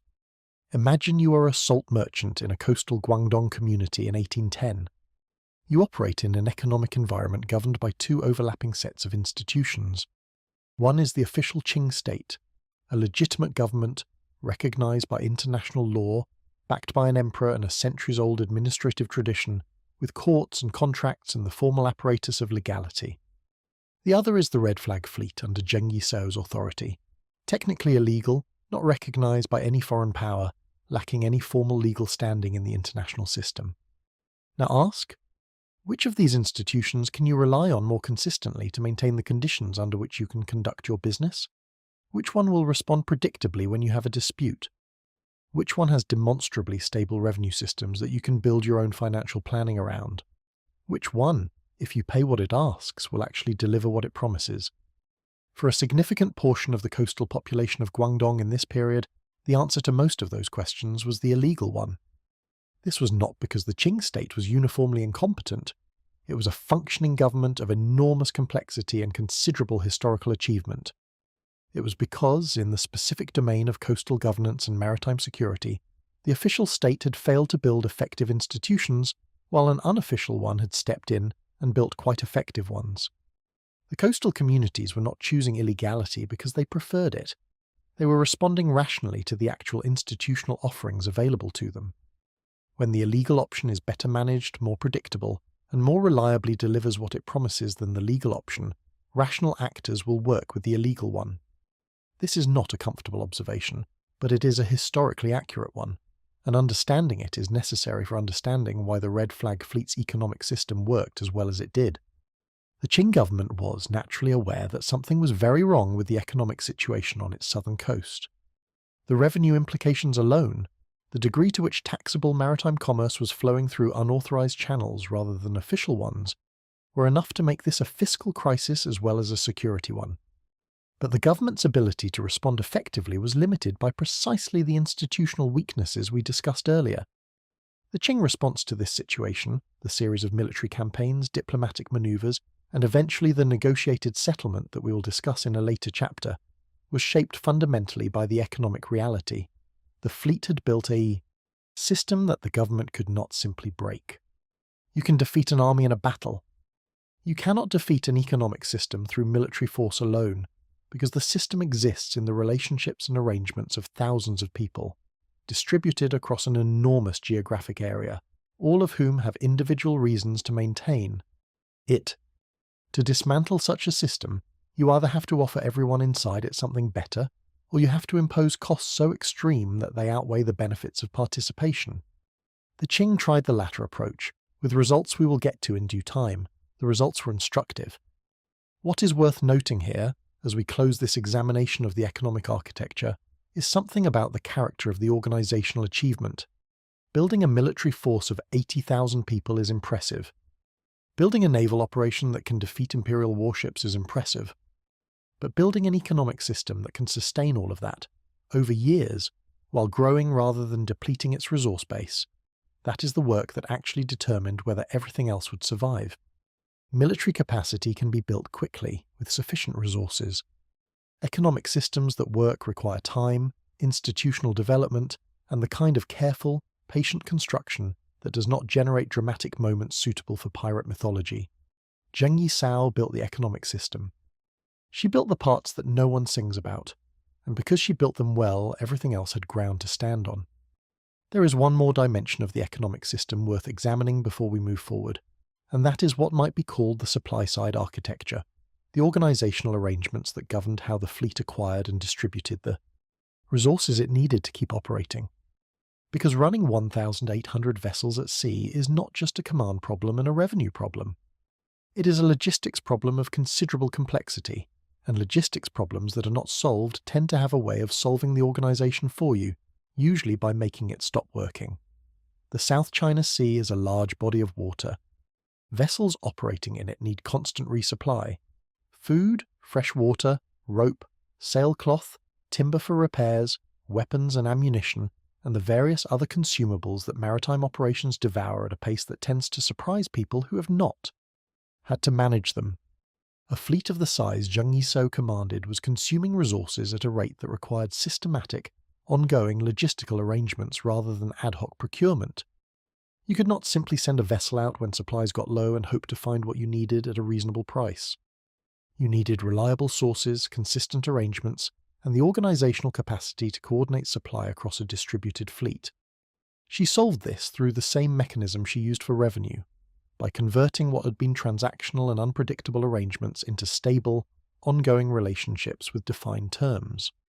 The coastal communities that paid protection fees and maintained working relationships with the fleet were also, in many cases, involved in supply chains that ran in the opposite direction, selling goods and services to the fleet on terms that were negotiated and maintained over time. Fishing communities sold catches. Agricultural communities near the coast sold rice and provisions. Boat builders and repair facilities on the Pearl River Delta provided maintenance services. The people running these businesses found that having the Red Flag fleet as a reliable large-volume customer had its commercial advantages, even if the original relationship had begun under conditions that were not exactly chosen freely. Regular customers who pay consistently and in quantity are valuable, regardless of the specifics of how the commercial relationship was initiated. This is not a subtle point, but it is a real one. The fleet also, in certain commodities, participated more directly in procurement, maintaining controlled relationships with specific suppliers and, in some cases, operating distribution networks that served both internal fleet needs and commercial. Resale purposes. Salt was a particularly important example. Salt in Qing China was a state monopoly commodity, officially controlled through a licensed distribution system that generated significant imperial revenue. The fleet's involvement in salt distribution in coastal Guangdong was therefore simultaneously a commercial activity, a direct challenge to imperial monopoly revenue, and a way of building supply infrastructure for fleet operations that also happened. To be commercially profitable. The fact that it annoyed the Qing government was, one suspects, not entirely unpleasant as a side effect. The organizational capacity required to manage all of these supply relationships, maintaining records, tracking commitments, ensuring that the fleet's logistical needs were being met across a geographically dispersed operation, was itself a significant institutional achievement. It required the kind of administrative apparatus that we discussed earlier in the context of the transit pass system. People who could keep records, manage relationships, track obligations, and communicate information reliably across distance. In an era without telecommunications, this meant a human intelligence and messaging network that functioned with sufficient reliability to coordinate complex operations across hundreds of kilometers. It was not perfect, no such system could be, but it was good enough to sustain operations that the Qing military apparatus, with all of its official resources, found extremely difficult to match. There is a tendency, when looking at historical economic systems that operated outside official law, to assume that their success must have been primarily dependent on violence or the credible threat of it. Violence is the foundation of compliance, with everything else as window dressing. This is an understandable instinct. It is consistent with a certain view of how coercive power works, and it captures something real about the role of enforcement in making the protection fee system function. Nobody paid the fees primarily out of affection for the Red Flag fleet, but the violence hypothesis, as a complete explanation, misses something important about why the system worked as well as it did and lasted as long as it did. Pure coercion, compliance extracted by force alone, is expensive to maintain and tends to become less effective over time as the coerced parties develop strategies for minimizing exposure to it. The coastal communities that sustained the fleet's economic base over years were not doing so purely because they feared the consequences of non-compliance. They were doing so because the arrangement had become, over time, genuinely embedded in the economic fabric of their activities. The fees were built into commercial calculations. The supply relationships were built into business planning. The security guarantees were depended upon in ways that created genuine attachment to their continuation. This embedding, the conversion of an initially coercive arrangement into one that persisted because of genuine economic interdependence, is what made the fleet's economic system durable in a way that pure violence could never have achieved. She had built, essentially by design, a system that was difficult to dismantle, not because it was too powerful to defeat militarily, but because too many people's economic activities had become organized around its continued existence. Dismantling it would require them to reorganize, and reorganization is expensive and uncertain in ways that maintaining the status quo is not. This is the deepest insight of her economic architecture, and it is the one that is least visible from the outside. She turned the fleet's relationship with the coastal economy from adversarial to interdependent. Not entirely, and not for everyone involved.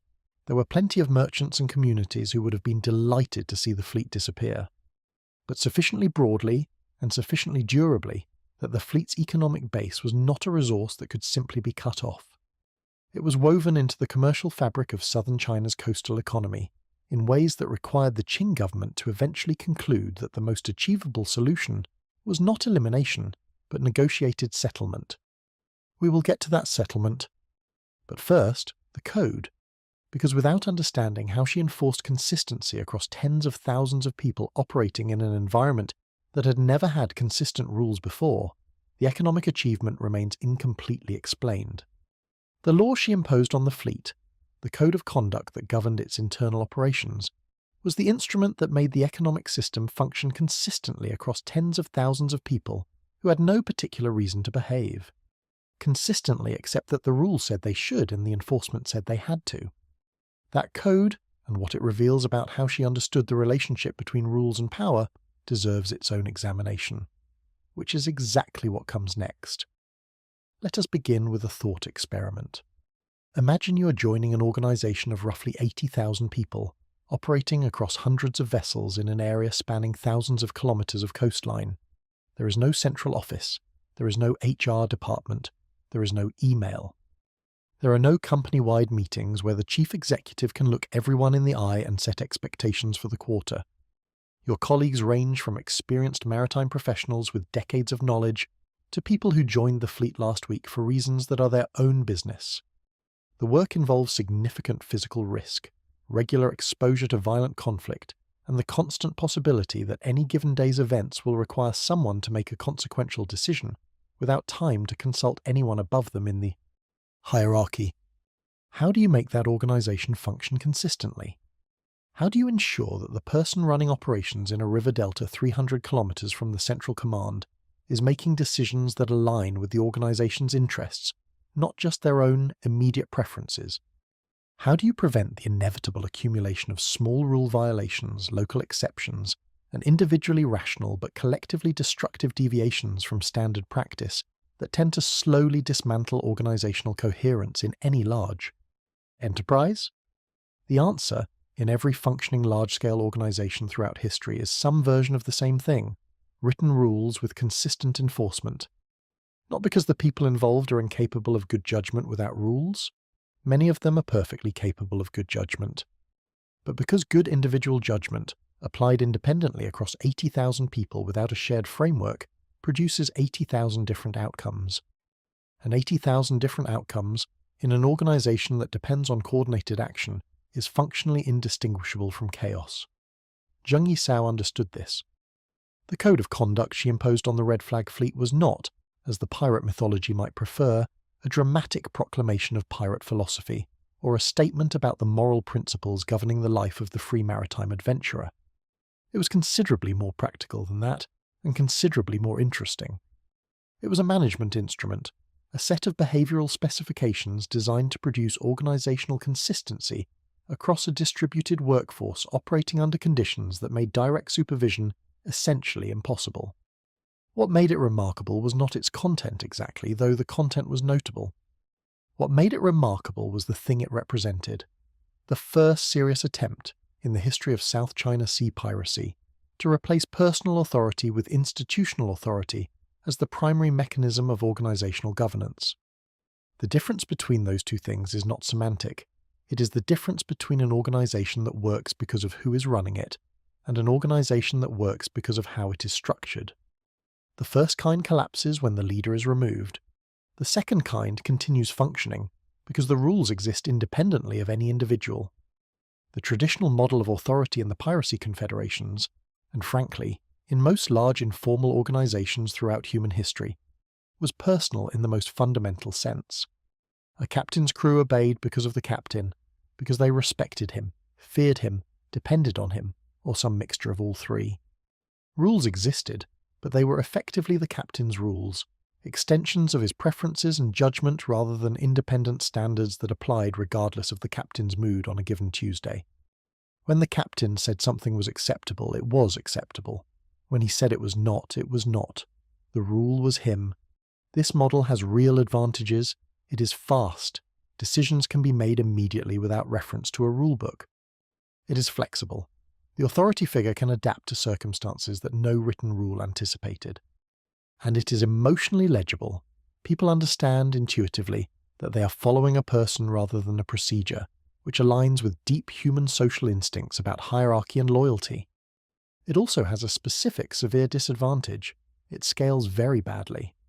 The personal authority model works reasonably well when the authority figure can actually be personally present in most consequential situations. When the organization grows large enough that this is impossible, when decisions are being made continuously in locations the leader cannot visit, by people the leader cannot monitor, the model begins to produce inconsistency at an accelerating rate. Each local authority figure applies their own version of the rules, filtered through their own personality and judgment. Over time, what the rules mean in practice in one part of the organization becomes noticeably different from what they mean in another part. This divergence is not dramatic. It happens gradually through the accumulation of small accommodations, local exceptions, and individually reasonable departures from standard practice. But it compounds, and at sufficient scale it produces an organization that is, in practical terms, no longer operating as a unified entity. Zheng Yi Sao was governing an organization at that scale, and she had seen what happened to organizations in this environment when personal authority reached its limits without institutional backup. The code she developed and enforced was her answer to the scaling problem, and the way she thought about it reveals something important about her understanding of what rules are actually for.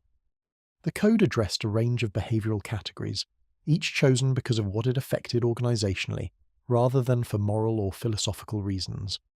Rules governing the treatment of captives and coastal community members were not primarily about humanitarian principle. They were about the fleet's relationship with the coastal economy, which we discussed in the previous chapter. Unpredictable or gratuitously brutal treatment of civilians damaged the working relationships that sustained the fleet's economic base. It created enemies where the fleet needed at least neutrals.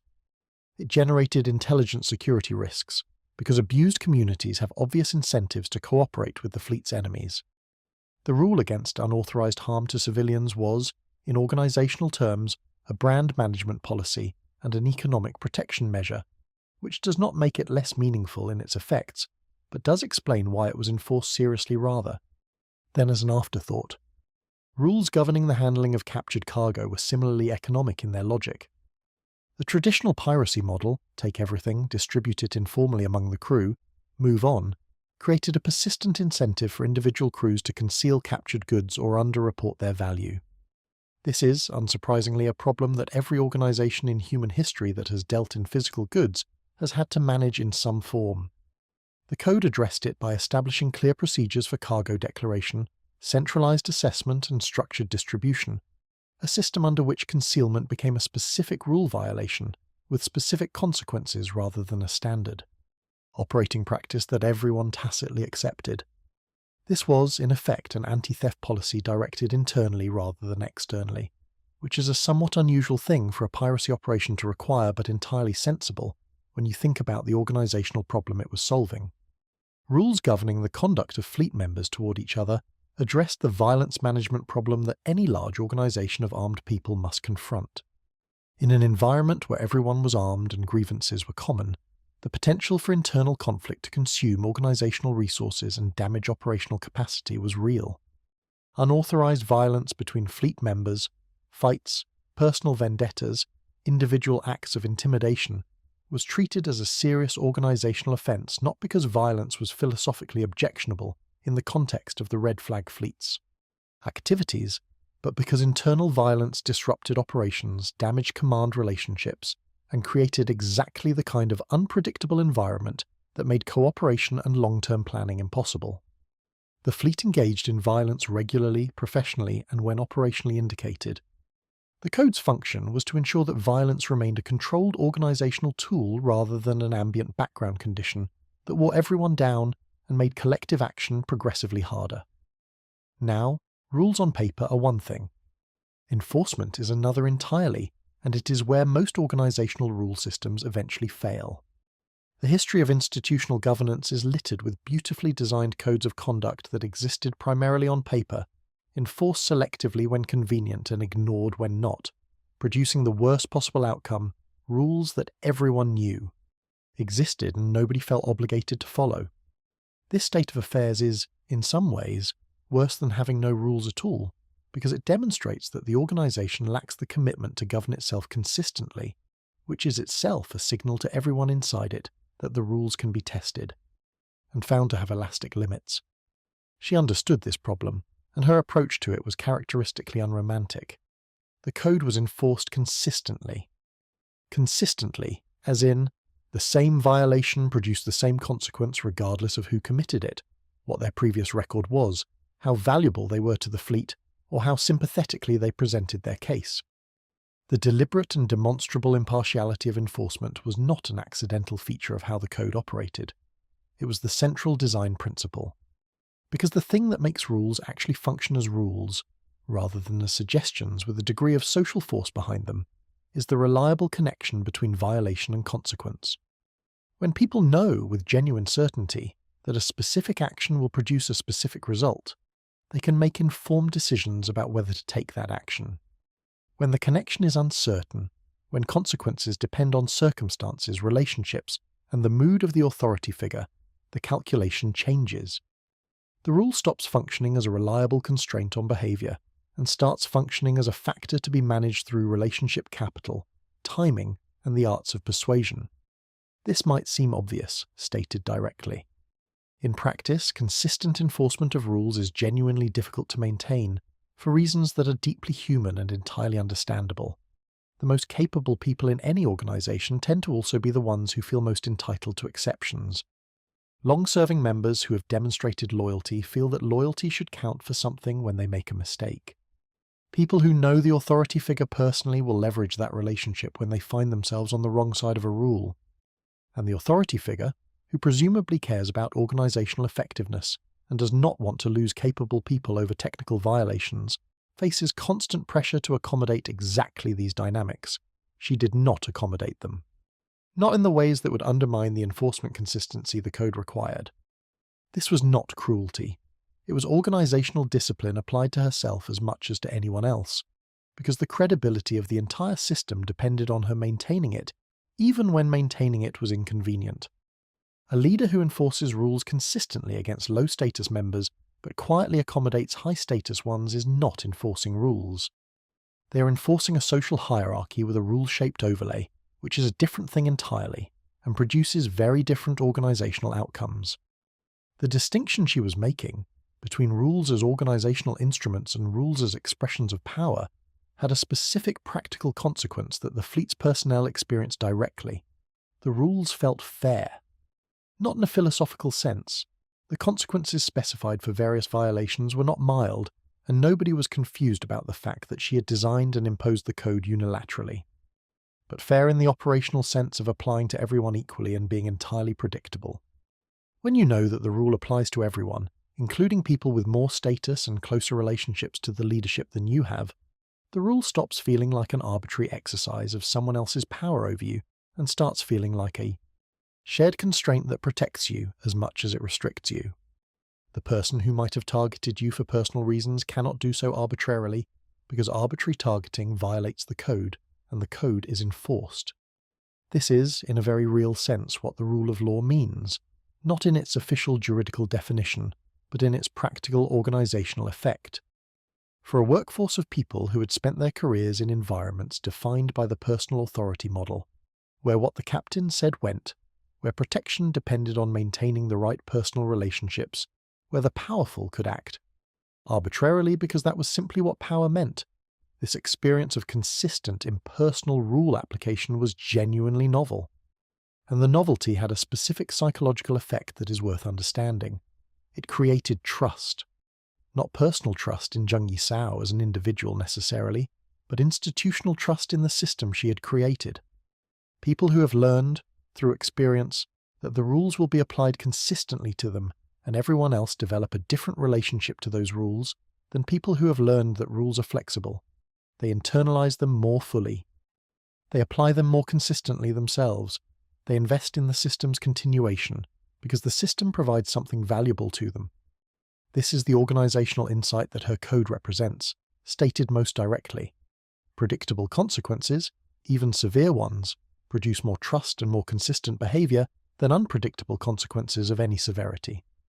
The fleet members who knew exactly what would happen if they concealed captured cargo were less anxious about working within a system where concealment was prohibited than they would have been in a system where the consequences were unclear.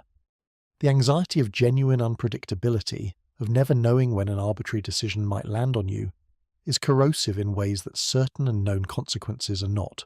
She made the consequences certain.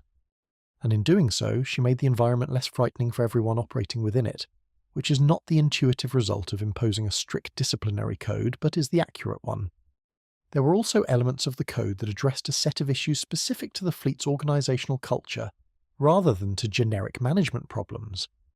The regulations governing the relationship between fleet members and the female captives or civilian women encountered during operations were, by the standards of the period, unusually specific and strictly enforced, reflecting both her own position and her understanding of the reputational and operational costs of ungoverned behavior in this area. There were explicit protections for certain categories of captive. There were specific prohibitions on unauthorized relationships between fleet members and women in coastal communities, which reflected both moral concerns and the very practical understanding that uncontrolled fraternization created security risks and damaged the working relationships with coastal communities that the fleet's economic system depended on. These rules were not sentimentality, they were operational intelligence applied to a specific category of recurring organizational problem, and their enforcement produced measurable effects. The fleet's relationship with coastal communities, while coercive in its foundation, was, by the standards of what maritime raiding forces of comparable power tended to look like, notably more stable and sustainable than the historical norm.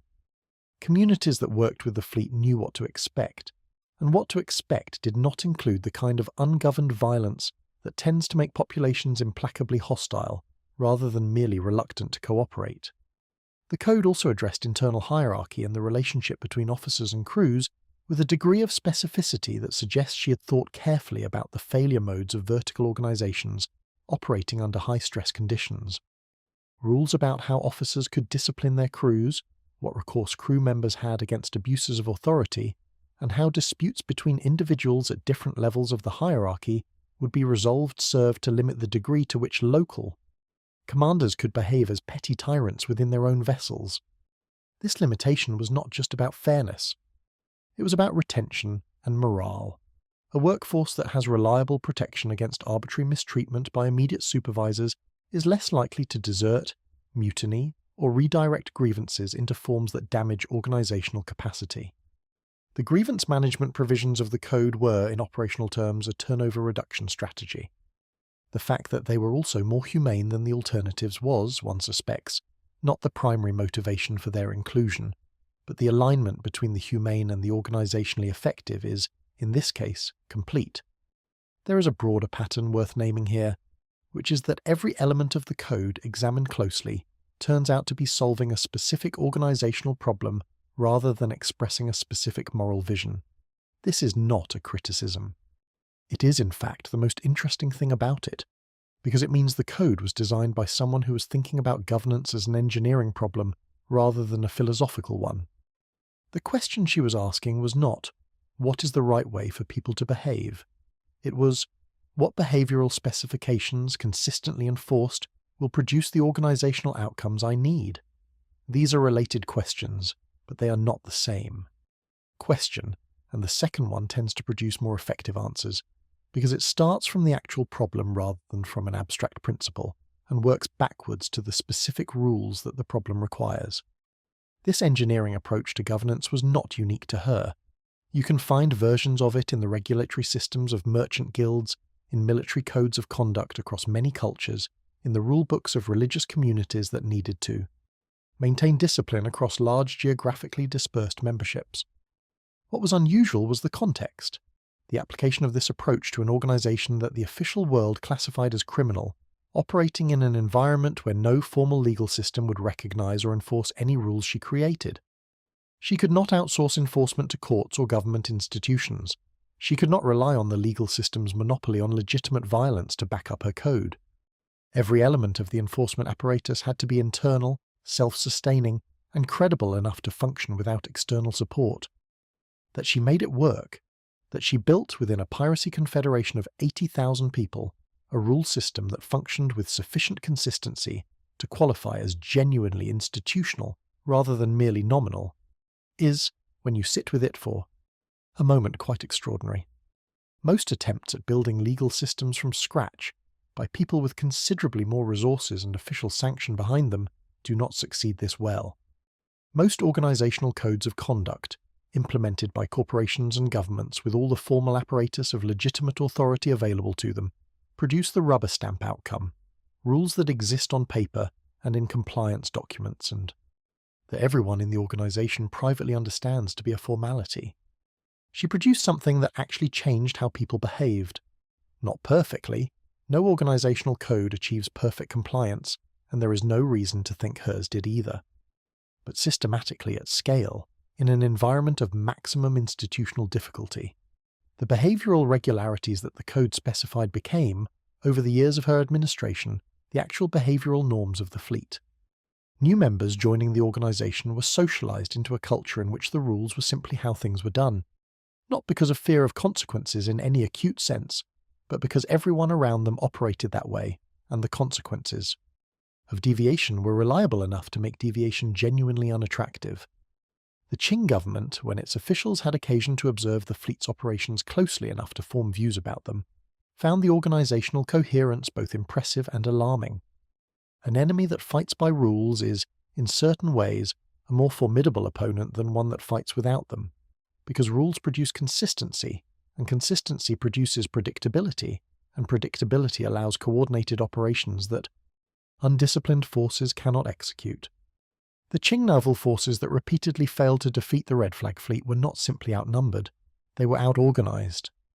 The fleet's ability to coordinate large-scale operations across multiple vessel groups, respond to tactical developments in consistent and predictable ways, and maintain operational discipline under pressure was a direct product of the institutional framework that made consistent behavior the norm rather than the exception.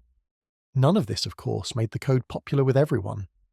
No set of restrictions on human behavior is universally popular, and the code's prohibition on certain personally profitable activities, the rules about cargo declaration and distribution being the most immediately impactful, created genuine resentment among people who had been accustomed to the more informally managed arrangements of the previous regime. There were violations. There were probably cases where enforcement was imperfect, where local commanders found ways to accommodate preferred subordinates, where the gap between the code as written and the code as actually applied was wider than the official record. Reflects. Organizations are run by humans, and humans do not become perfectly rule compliant simply because the rules are well designed and the consequences are clearly specified. But the code worked well enough, consistently enough, across a long enough period of time that the Red Flag Fleet under her administration was qualitatively different in its organizational behavior from the pre-consolidation piracy landscape, and from the rival confederations that continued operating under the older personal authority model. The difference in organizational outcomes was visible, in the fleet's ability to maintain coordination at scale, in the stability of its relationships with coastal communities, in the quality of the economic system we examined in the previous chapter. All of those outcomes depended, at their foundation, on the behavioral consistency that the code produced. She understood something that organization builders in every era and context have had to learn, usually the hard way. You cannot build a sustainable large-scale enterprise on personal authority, however formidable that authority is. At some point, the organization must be governed by its rules rather than by its founder. The transition from personal to institutional governance is, in the history of organizations, almost universally difficult, because the founder's authority was what made the organization possible in the first place, and the founder tends to be the last person to recognize that their authority has become the organizational bottleneck. She made the transition consciously, deliberately, and before she had to. She built the institutional framework during the period when her personal authority was at its height, when she could have continued governing entirely through personal command, and it would have worked well enough for a while. She invested in the infrastructure of rule-based governance when the investment was expensive, rather than waiting until the organizational problems of personal authority governance made it urgent, and the leverage she would have had to make the transition stick was reduced. That timing, building the institution before the personal authority ran out, is perhaps the most sophisticated single decision in her entire career. And it is, characteristically, the one least likely to appear in the dramatic highlight reel of the story. There is one more dimension of the code worth exploring before we move on: the question of how it was communicated and internalized across such an enormous and dispersed workforce. This is not a trivial problem. You can write the most thoughtfully designed set of rules in history, but if the people it applies to do not know what it says, or cannot reliably recall its provisions when a specific situation arises, or have received different explanations of its requirements from different authority figures in their chain of command, the code's practical effect on behavior is dramatically reduced. In an era without printing presses available to the fleet, without the ability to distribute written documents to every vessel, and with a workforce of widely varying literacy levels, the communication problem was real. The solution she used reflects the same practical intelligence that characterized the rest of her organizational design. Rather than trying to communicate an exhaustive written code to every member of the fleet, she focused on ensuring that the code's core provisions were known, clearly communicated through direct command channels, and reinforced through consistent enforcement that demonstrated the rule's reality through consequences rather than text. Senior commanders were responsible for ensuring their vessels and subordinate units understood the relevant provisions. This meant the code was transmitted primarily through verbal communication and demonstration, filtered through the command hierarchy, which is both a strength and a limitation. The strength is that it adapts naturally to a workforce of varying literacy and integrates rule communication into existing authority relationships in a way that reinforces both simultaneously. The limitation is that transmission through a hierarchy introduces distortion. The code as understood at the vessel level may have differed in certain details from the code as designed at the command level, filtered through the interpretations and emphasis of intermediate commanders. She managed this limitation through the same mechanism she used to manage enforcement consistency: direct intervention in significant cases, visible enough to demonstrate to the entire hierarchy what the standard actually was. When a violation at any level of the organization was handled in a way that was inconsistent with the code's design, that inconsistency became an opportunity to correct the record publicly, to clarify the standard, and to demonstrate through action that the central authority was paying attention to how the code was being applied at the operational level. This kind of active quality control, applied consistently over time, tends to bring organizational behavior gradually into alignment with the intended standard, even in systems where direct supervision is impossible. The result over the years of her administration was not perfect compliance. Nothing produces perfect compliance at scale, but something considerably more valuable: a shared understanding of what the rules were, what they meant, and what the consequences of violation looked like. That shared understanding was itself a form of organizational capital, built up incrementally through accumulated experience and gradually becoming the cultural baseline against which individual behavior was measured. Cultural baselines are, in organizational terms, more durable than formal rules. Formal rules can be changed, circumvented, or ignored when the authority that imposed them is absent or weakened. Cultural baselines, the informal shared expectations about how things are done in a specific organization, persist through leadership transitions, through periods of organizational stress, and through the normal human tendency to test whether rules are really enforced. By the time her administration had been running for several years, the behavioral norms the code specified had become, in significant measure, simply how the red flag fleet operated. Not because people were consulting the code consciously before every decision, but because the expected behavior had been internalized and was now the baseline from which deviation required conscious effort rather than compliance. This is the deepest organizational accomplishment of the code, deeper than any specific rule it contained and deeper than any specific enforcement action taken under it. She had changed the behavioral culture of an 80,000-person organization operating in one of the most ungoverned environments on Earth. She had taken a world defined by personal authority and arbitrary power and introduced into it, systematically and durably, something that looked, from a sufficient distance, squinting slightly, remarkably like institutional governance. It was not perfect. It was not the rule of law in any official sense. The consequences it specified were not mild, and the process by which violations were adjudicated was not exactly a model of due process by contemporary standards. But it was consistent, it was predictable, it applied to everyone, and it produced as a result an organization that could function at a scale and complexity that no personal authority model could have sustained. That is what rules are actually for, not to express values and not to punish the wicked, but to make coordination possible among large numbers of people who have no other mechanism for aligning their behavior around common goals. She knew this. She built accordingly. The rules she built did not operate in isolation. They were backed by something else: information.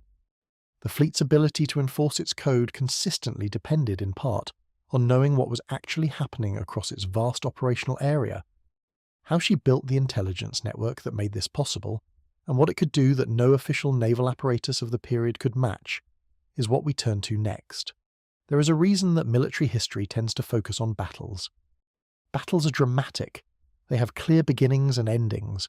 They produce decisive outcomes that can be mapped, analysed, and illustrated with satisfying diagrams showing arrows moving across terrain. They generate names, commanders, locations, dates that anchor historical memory and the kinds of concrete facts that textbooks can organise around.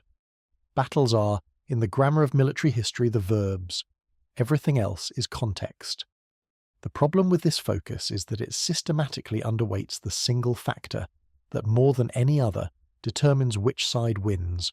Who knows more about the other's position, intentions, and vulnerabilities before the fighting starts? The most tactically brilliant commander operating on false or incomplete information will routinely lose to a moderately competent one who simply knows where the enemy is and what they are planning. This is not a new observation. Sun Tzu made it around 2,500 years before the period we are discussing, and professional military establishments have acknowledged it in principle for approximately as long, but it remains consistently underappreciated in the popular telling of military history, where tactical skill and individual courage tend to crowd out the unglamorous work of intelligence gathering as a source of narrative interest. Zheng Yi Sao's operation had an intelligence network. This is, in the existing historical literature on her life, one of the least examined aspects of her power, partly because intelligence networks by definition leave less documentation than battles, and partly because the mechanisms through which it operated were so embedded in the ordinary social and commercial fabric of the South China Sea coast that they did not look, from the outside, like an intelligence network at all. They looked like fishing communities going about their daily business. They looked like coastal traders moving goods between ports. They looked like the entirely unremarkable daily life of the people who lived and worked along the Guangdong coast. That was, of course, the point. The foundation of her intelligence system was the same network of coastal relationships that sustained the fleet's economic operation. The fishing communities, small traders, and portside workers who paid protection fees and maintained commercial relationships with the fleet were not simply revenue sources. They were also, in many cases, information sources. Not because they were formally recruited as intelligence operatives, with all the dramatics that phrase implies, but because they knew things that were useful, and because the relationship between their communities and the fleet created a natural channel through which that knowledge could flow. A fishing community on the Pearl River Delta knows its waters with an intimacy that no outsider can replicate. They know the currents, the tides, the shoals, and the channels. They know who anchors where because they navigate around the anchored vessels constantly. They know when a fleet of Qing naval vessels arrived in a nearby port because naval vessels are large, obvious, and disruptive to normal harbour operations in ways that fishing communities notice immediately. They know when the harbour master received unusual visitors because port towns are small enough that unusual visitors are noticed and talked about. They know which merchant vessels are carrying unusual cargo because the people loading those vessels hired local labour and the local labour talks. None of this is espionage in any formal sense. It is simply the ambient knowledge of people who live and work in a specific place and pay attention to their environment because their livelihoods depend on it. The fleet's intelligence system turned this ambient knowledge into actionable information through the same mechanism that makes all informal intelligence networks function: communication channels maintained by ongoing relationships. The fleet's representatives who collected protection fees and managed supply arrangements in coastal communities were not only economic administrators. They were, as a routine part of their activities, gathering information about conditions in their operational areas, the movements of official naval vessels, the current disposition of local authorities, the intelligence picture for upcoming operations. This was not a secondary function awkwardly added to their primary role. It was integrated into the same conversations and relationships through which the economic administration was conducted.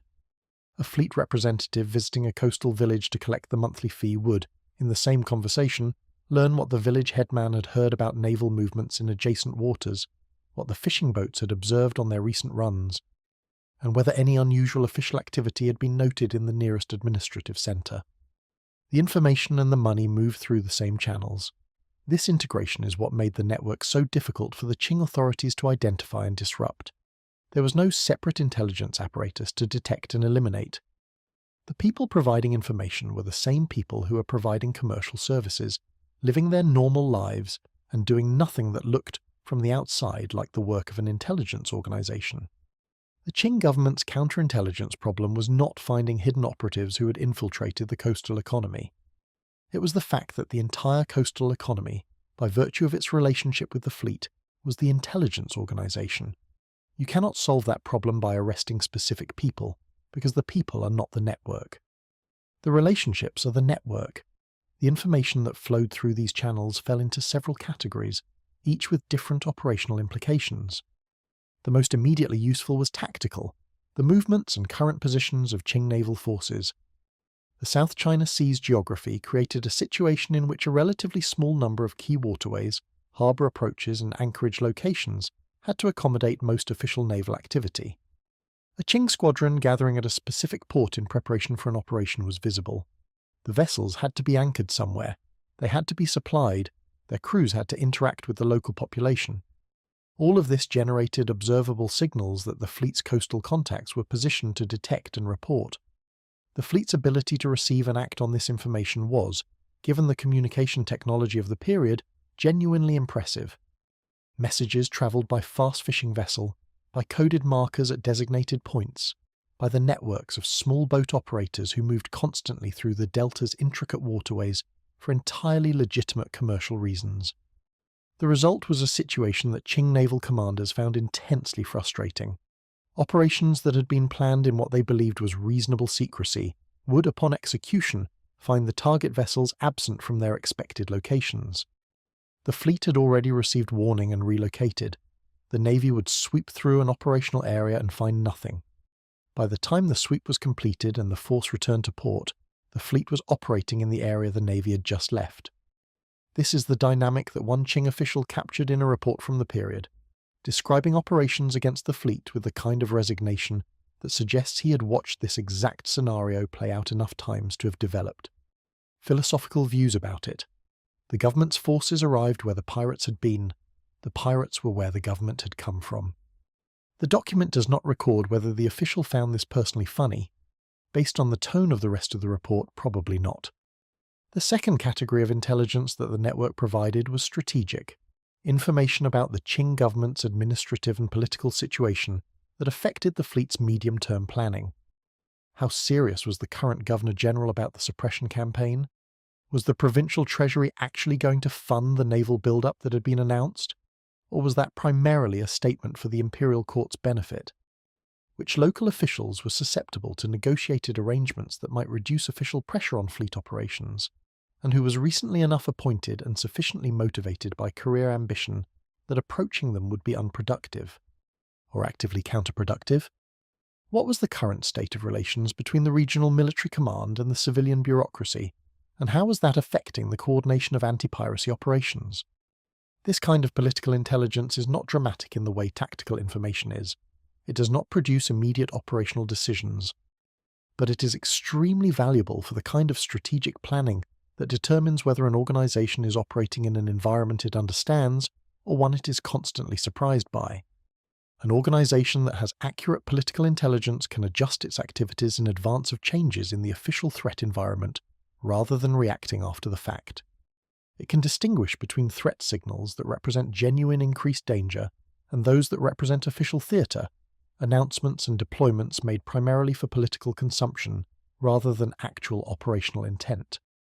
It can identify windows of opportunity created by political divisions within the official apparatus.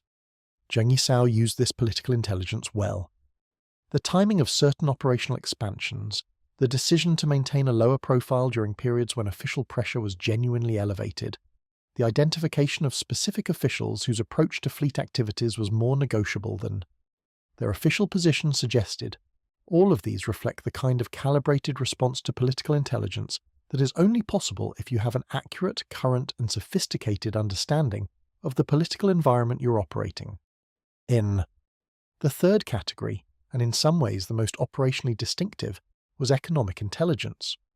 The fleet's revenue model depended on knowing, with reasonable accuracy, the patterns and volumes of maritime trade moving through its operational area.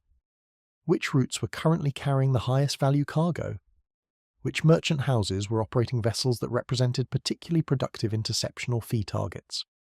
Where were the concentrations of commercial activity at any given time, and how were they shifting in response to seasonal patterns, market conditions, or news about events in Canton's trading community? This economic intelligence was, again, gathered through the fleet's commercial relationships rather than through a separate dedicated apparatus. The same coastal traders and fishing communities that provided tactical and political information were also embedded in commercial networks that generated constant information about trade patterns. The fleet's own commercial activities, its direct participation in trade, as discussed in the previous chapter, provided additional channels for gathering market intelligence. The result was a picture of the maritime economy's current state that was, in certain respects, more accurate than what official Qing trade statistics reflected, because official statistics depended on declarations at licensed ports, while the fleet's intelligence came from the actual movement of vessels and goods observed by people who were present when it happened. This combination, tactical, political, and economic intelligence flowing through integrated channels maintained by ongoing commercial and social relationships, gave the fleet a situational awareness advantage over its adversaries that was, in aggregate, decisive. Not decisive in any single engagement necessarily, but decisive in the strategic sense of systematically enabling better decisions over time. Organizations that consistently make better decisions than their competitors do not need to win every individual confrontation. They accumulate advantages, reduce preventable losses, and make more effective use of their resources, which compounds, over time, into outcomes that look, from the outside, like extraordinary capability but are actually from the inside the product of consistently better information. The Qing government's intelligence situation, by contrast, was compromised by exactly the institutional weaknesses we discussed earlier. The corruption and under-resourcing of coastal administration meant that the officials who were supposed to be the government's ears and eyes in the coastal regions were, in many cases, more focused on personal enrichment than on providing accurate reporting upward through the hierarchy. The information that reached the provincial governors in the imperial court about conditions on the South China Sea coast was filtered through multiple layers of officials who had various incentives to shape it in ways that served their personal interests rather than providing accurate situational awareness. This is a standard failure mode of hierarchical bureaucracies under stress, and it was severely limiting the Qing government's ability to formulate effective operational plans. There is a certain irony in the fact that the official state apparatus, with all its legitimate authority and its centuries of administrative development, was operating with worse information about the South China Sea than a piracy confederation run from a vessel in the Pearl River Delta. But irony, in institutional governance, tends to be the direct product of incentive misalignment. When the people responsible for gathering and transmitting information have personal reasons to distort it, the information that arrives at the top of the hierarchy is unreliable, regardless of how sophisticated the hierarchy's formal mechanisms for information gathering are. The fleet's intelligence network worked better not because it was more technically sophisticated, but because the incentive alignment was cleaner. The people providing information benefited directly from the fleet's operational success, and accurate information was more valuable to that success than comfortable fiction. There is one specific intelligence capability that deserves particular attention because it connects directly to the military dynamic we will explore in the next chapter, the fleet's awareness of the Qing Navy's tactical and technical limitations.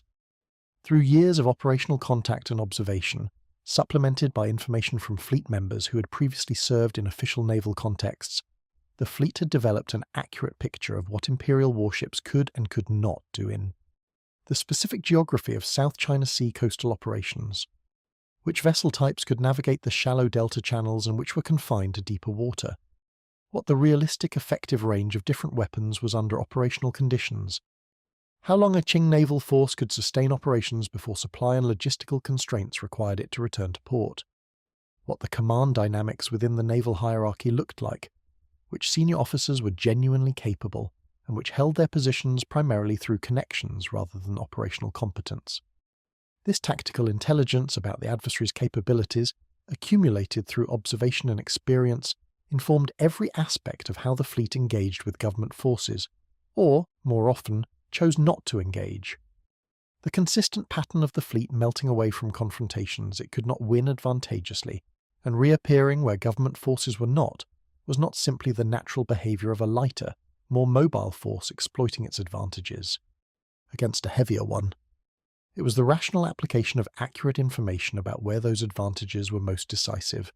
The fleet did not avoid all confrontations. It specifically avoided the confrontations where the government's advantages were most pronounced, and specifically sought the ones where the geography and tactical situation neutralized those advantages. That level of selectivity requires detailed, current, accurate intelligence about the adversary's capabilities, which the fleet had and the adversary largely lacked.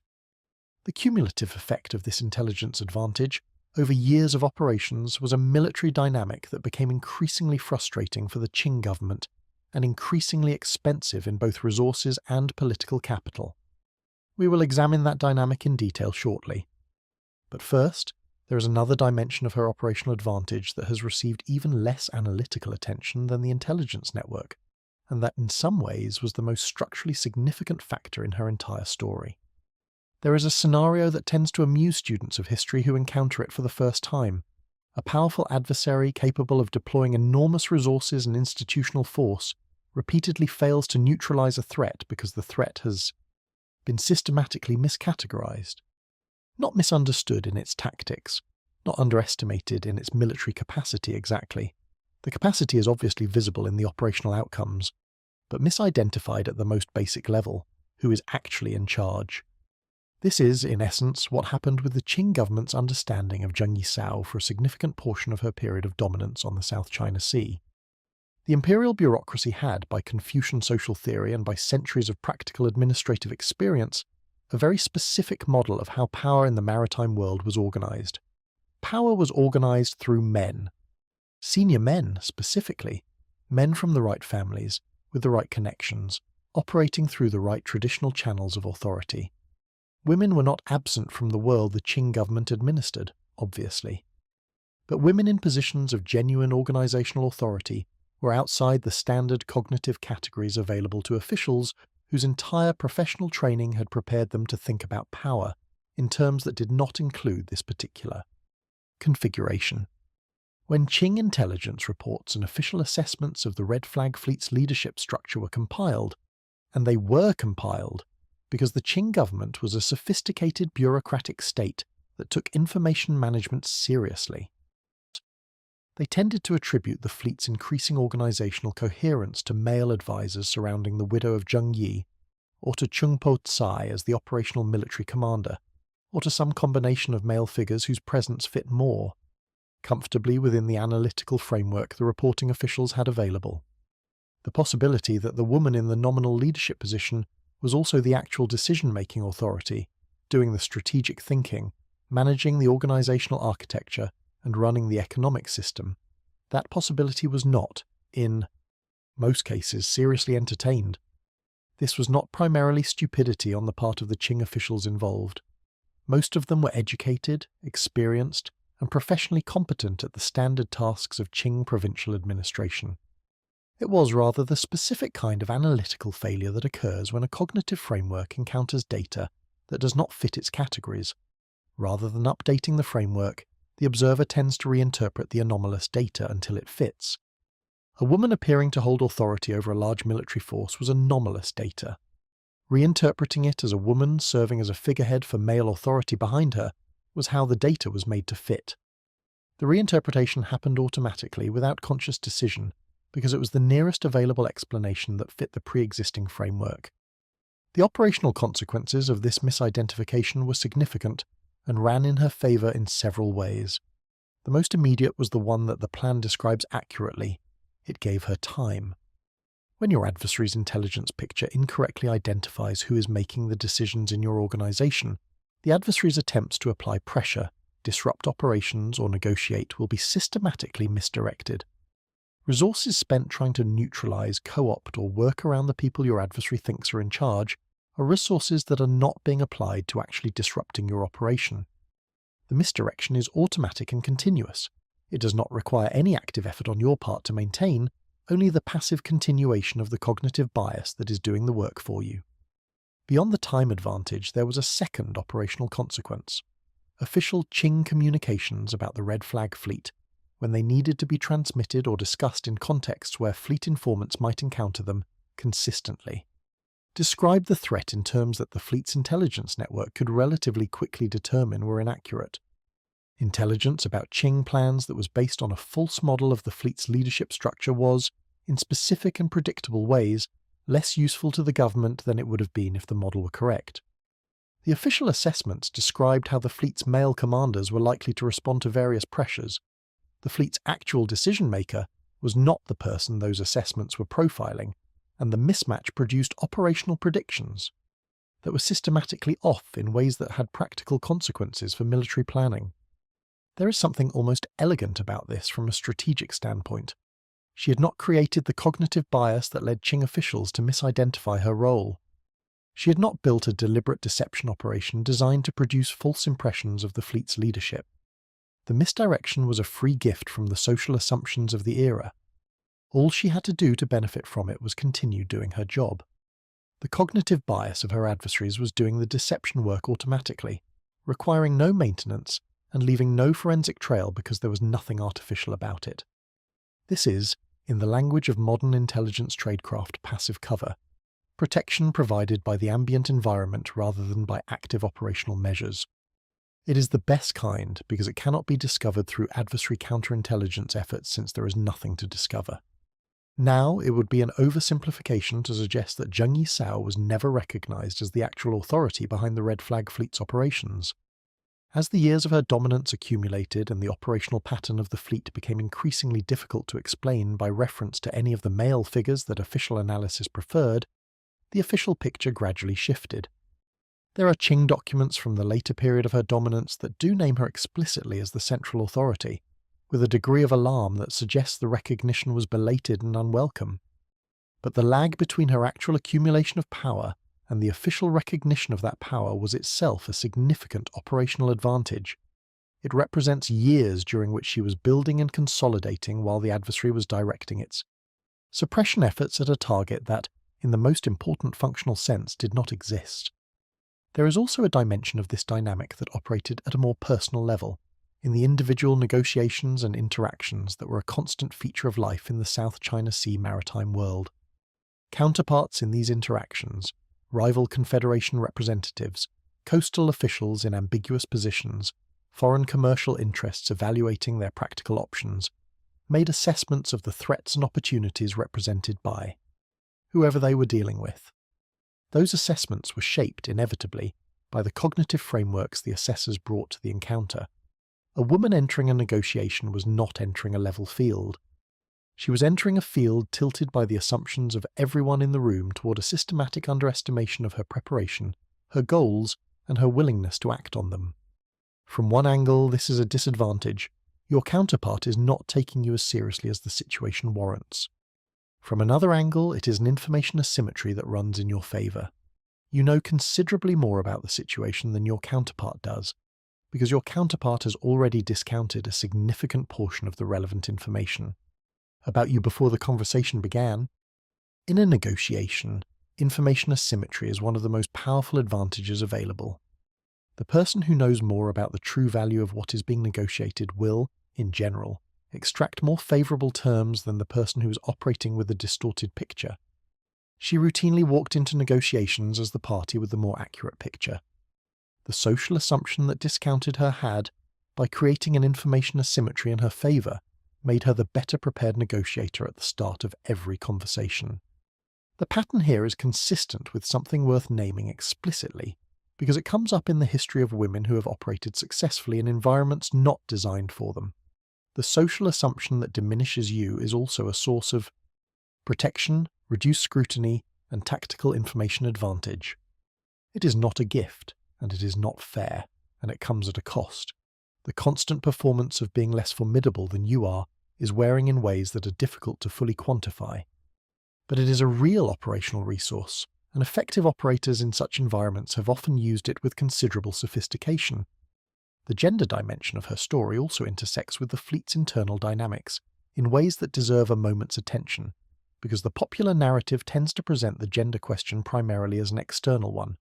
How did the Qing, government and foreign adversaries, underestimate her? But there was also an internal dimension.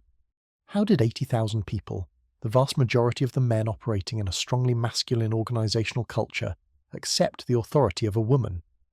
Part of the answer lies in what we have already discussed, the fait accompli of the post-succession consolidation, which was executed before the question of gender could become a primary organizing principle for opposition. By the time the arrangement was fully established, it was already the arrangement, and the organizational costs of challenging it had accumulated to levels that made the challenge unattractive, regardless of one's feelings about female authority and principle. But another part of the answer is more interesting and less purely mechanical. The code of conduct, the economic system, and the administrative apparatus she built were all demonstrably effective. In an environment where the consequences of organizational failure were immediate and physical, the question of whether the person running the organization deserved their authority, by the appropriate cultural criteria, was somewhat less urgent than the question of whether the organization was going to keep working. It was working. It was, by most measurable standards, working better than it had before she was running it. In a world that valued functional outcomes over formal categories, demonstrated competence carried weight that cultural assumptions about gender could not indefinitely override. This does not mean the gender question was irrelevant to her internal authority situation. It clearly shaped how she exercised authority, which protocols she emphasized, and which aspects of the organizational structure she kept most visibly aligned with conventions that the fleet's captains found familiar and comfortable. But it did mean that the ultimate test of her authority was the one she was best positioned to pass, the practical one. Did things work? Were people's interests being served? Was the fleet succeeding in its operations and generating the returns that made everyone's participation rational? The answers were yes, yes, and yes. And in a world that applied practical tests with real consequences, that was the authority that mattered. There is a final dimension of the gender dynamic worth noting, which connects to the fleet's intelligence network in a specific way. The social categories that led the Qing government to underestimate her role were the same categories that made many of the fleet's communication and information channels essentially invisible to official scrutiny. The people who moved through coastal communities collecting fees, gathering information, and maintaining the fleet's network of relationships included, in significant numbers, women, market traders, domestic workers, people whose constant movement through everyday social spaces was unremarkable precisely because it fit the expected patterns of female economic activity in this period. The invisibility that limited her opponent's ability to understand her organization was, in part, a structural feature of how that organization operated. It used people and communication channels that the official cognitive framework was not particularly attentive to. This is not to suggest a grand design in which she systematically deployed female operatives as a deliberate tactical choice. It is simply to observe that an organization whose leadership was capable of using unconventional resources had built, organically, an apparatus that benefited from multiple dimensions of the same cognitive bias. The bias that led officials to discount her authority also led them to discount the economic and social activities through which her intelligence network operated. The two advantages were, in a structural sense, the same advantage expressed in different operational contexts. She was, from beginning to end, operating in a world that did not expect her to be doing what she was doing. That expectation gap was not something she could have chosen to create. It was a product of the social order into which she had been born. But she navigated it with such consistent and deliberate intelligence that calling it an accident of circumstance fails to capture what it actually was. It was an advantage she understood, maintained, and used, for as long as it was useful to use it. And then, when the time came, she set it aside entirely, and let the full scale of what she had built speak for itself. That moment, the confrontation between the empire that had underestimated her and the force she had constructed, is what comes next. There is a particular kind of institutional problem that military historians refer to when they are feeling diplomatic as a strategic mismatch. What this means, stripped of the polite language, is that one side in a conflict is fighting with tools that are not suited to the actual problem they are trying to solve. The tools may be excellent tools, well-maintained, technically capable, deployed by competent people. They simply were not designed for this particular job. Using them anyway produces a specific kind of frustrating experience, a great deal of expensive activity that looks, from the inside, like it should be working and repeatedly fails to produce the outcomes it was supposed to produce. The Qing government's campaign against the Red Flag Fleet was a case study in strategic mismatch that deserves considerably more attention than it typically receives in accounts of this period, because it illustrates something genuinely important about the limits of state power when deployed against the kind of non-state organization that Zheng Yi Sao had built. Let us start with what the Qing government was actually doing, because the scale of the effort was not trivial. Over the years of her consolidation and peak operation, the Qing provincial government in Guangdong launched multiple significant naval campaigns, specifically targeting the Red Flag Fleet and the broader piracy confederation network it dominated. These were not token gestures. They involved substantial naval forces, significant financial expenditure, and the application of real institutional will. The governors-general who oversaw these efforts were, in most cases, not fools. They were experienced officials who understood the problem, recognized its fiscal and political implications, and brought genuine resources to bear on solving it. And yet, the campaigns failed. Repeatedly, expensively, and in ways that suggest that the failures were not primarily due to incompetence or insufficient resources, but to something more fundamental. The strategy being applied was built on assumptions about the adversary that were simply incorrect. The foundational assumption underlying Qing anti-piracy naval strategy was that piracy was an organizational phenomenon similar enough to conventional military opposition that conventional military responses would be effective against it.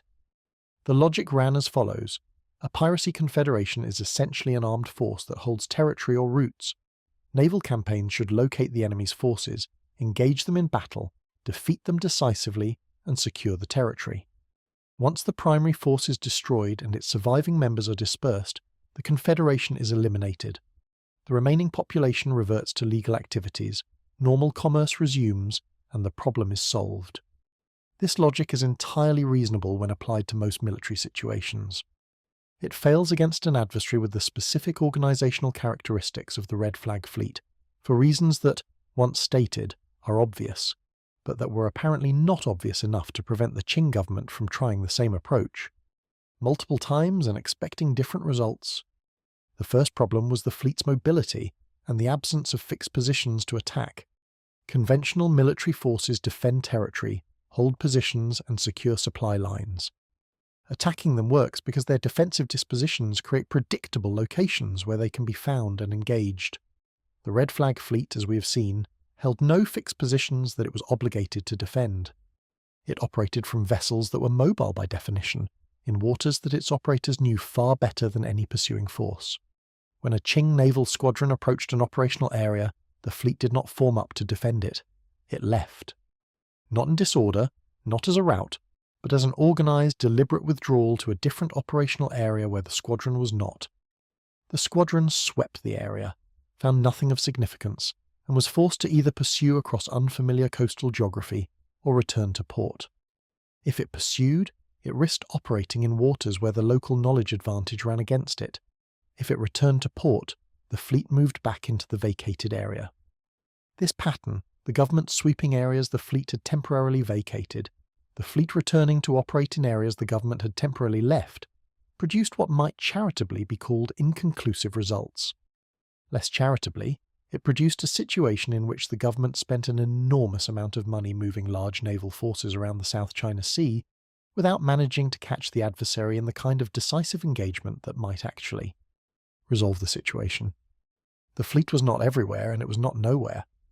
It was, very specifically, wherever the government was not, a state of affairs that required constant intelligence about government force positions, which, as we discussed in the previous chapter, the fleet had in abundance.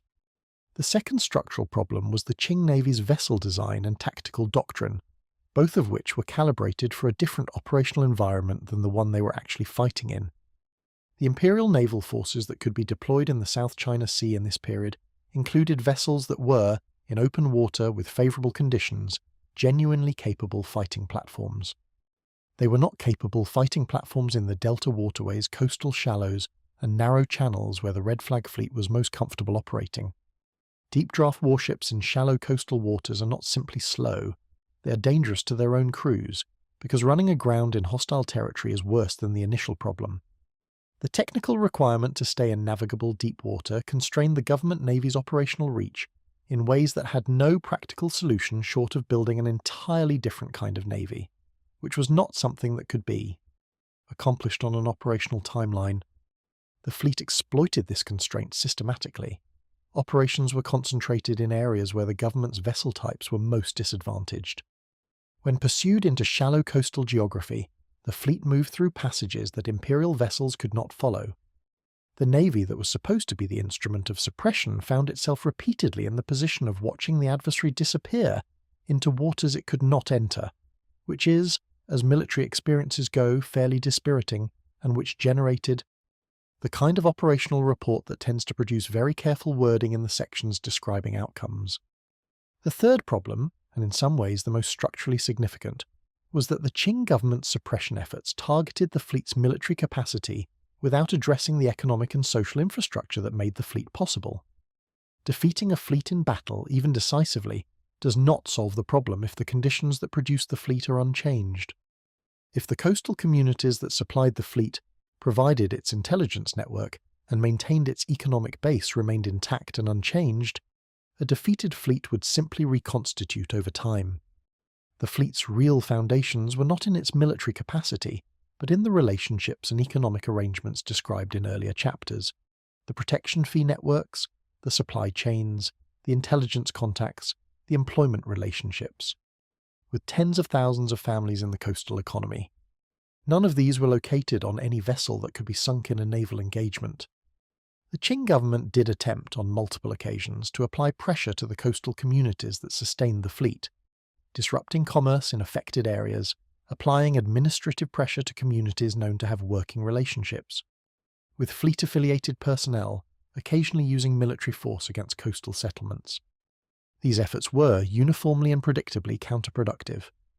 They damaged the livelihoods of exactly the people whose economic dependence on the fleet was the primary mechanism sustaining the fleet's economic base, and in doing so, they tended to convert communities that maintained working relationships with the fleet for practical reasons into communities that maintained those relationships for reasons that now included hostility to the government that had just disrupted their income.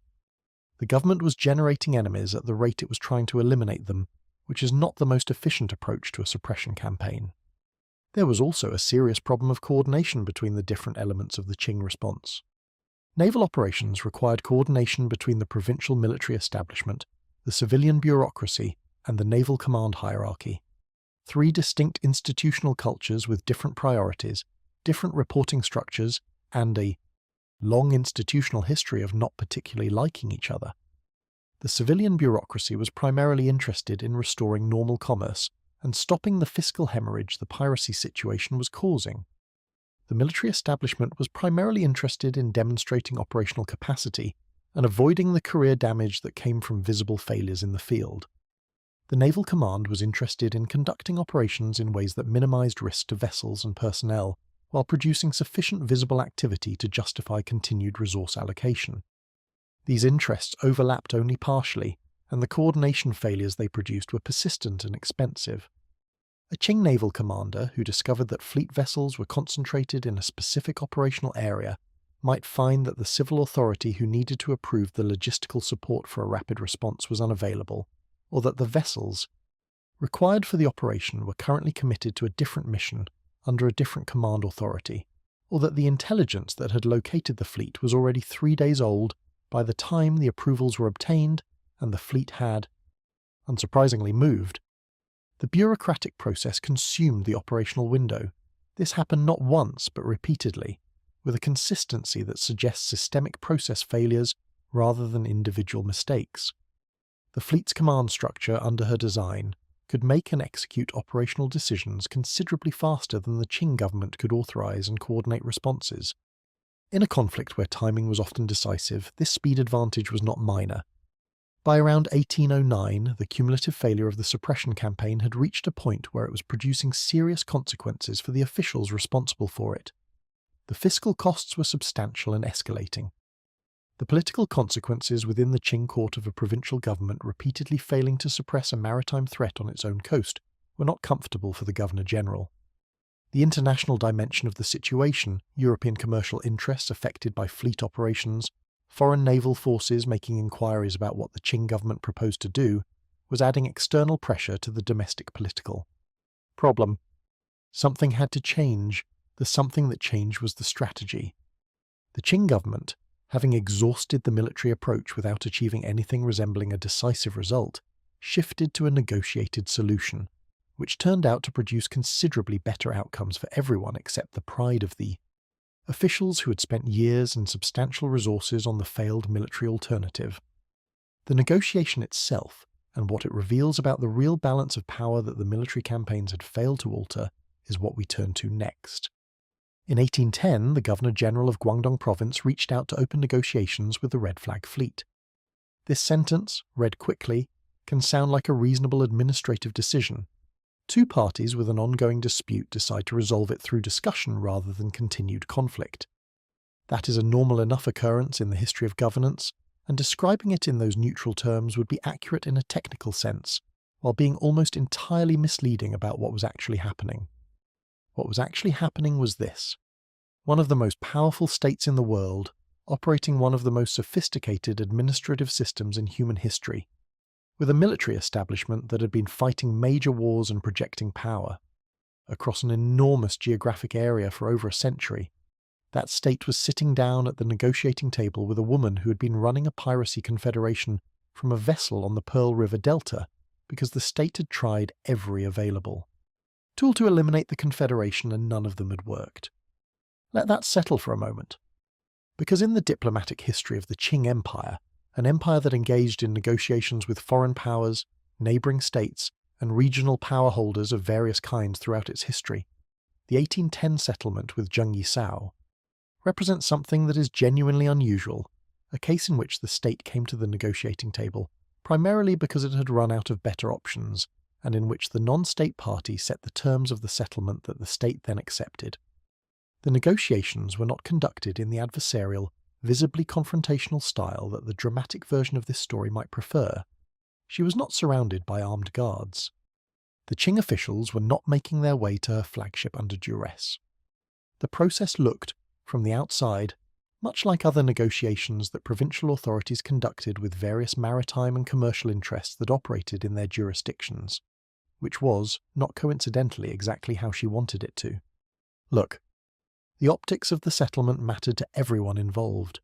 The Qing officials needed a result they could present to their superiors as something other than unconditional capitulation.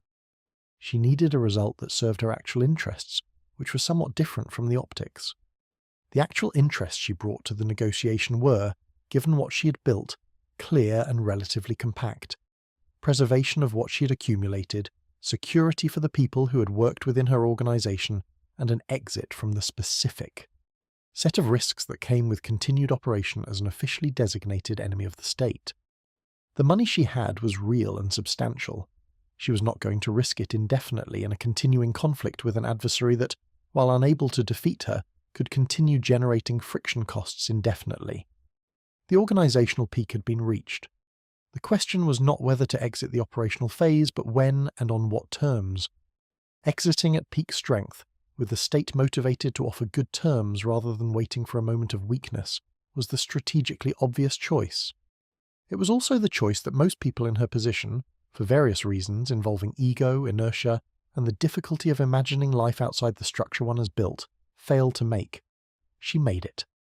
Cleanly, without apparent sentimentality about the enterprise she was concluding, and with a focus on the specific outcomes that mattered. The terms she secured in the 1810 settlement were, by the standards of what states typically offered to non-state actors at the conclusion of negotiated surrenders, remarkable. The core elements. She was permitted to retain the wealth she had accumulated during her years of operation. The members of her fleet who chose to cease operations were offered amnesty. Not prosecution, not punishment, not the kind of punitive processing that would have served as a deterrent to others and satisfied the official requirement to demonstrate. That crime did not pay. Her operational commanders, including Chung Po Tsai, were offered integration into the official Qing military structure, meaning that the very people who had been fighting the government's forces were now to be incorporated into those forces, which is either a pragmatic talent acquisition strategy or an acknowledgement that they were better at this than the existing alternatives, possibly both. She herself retained her personal freedom, her wealth, and her social standing. She was not required to perform public demonstrations of submission or contrition. She was not placed under supervision or constrained in where she could travel and what she could do. She simply, and this word is doing a great deal of work in this sentence, agreed to end the specific activities that had constituted the legal problem, and in exchange received everything she had negotiated for.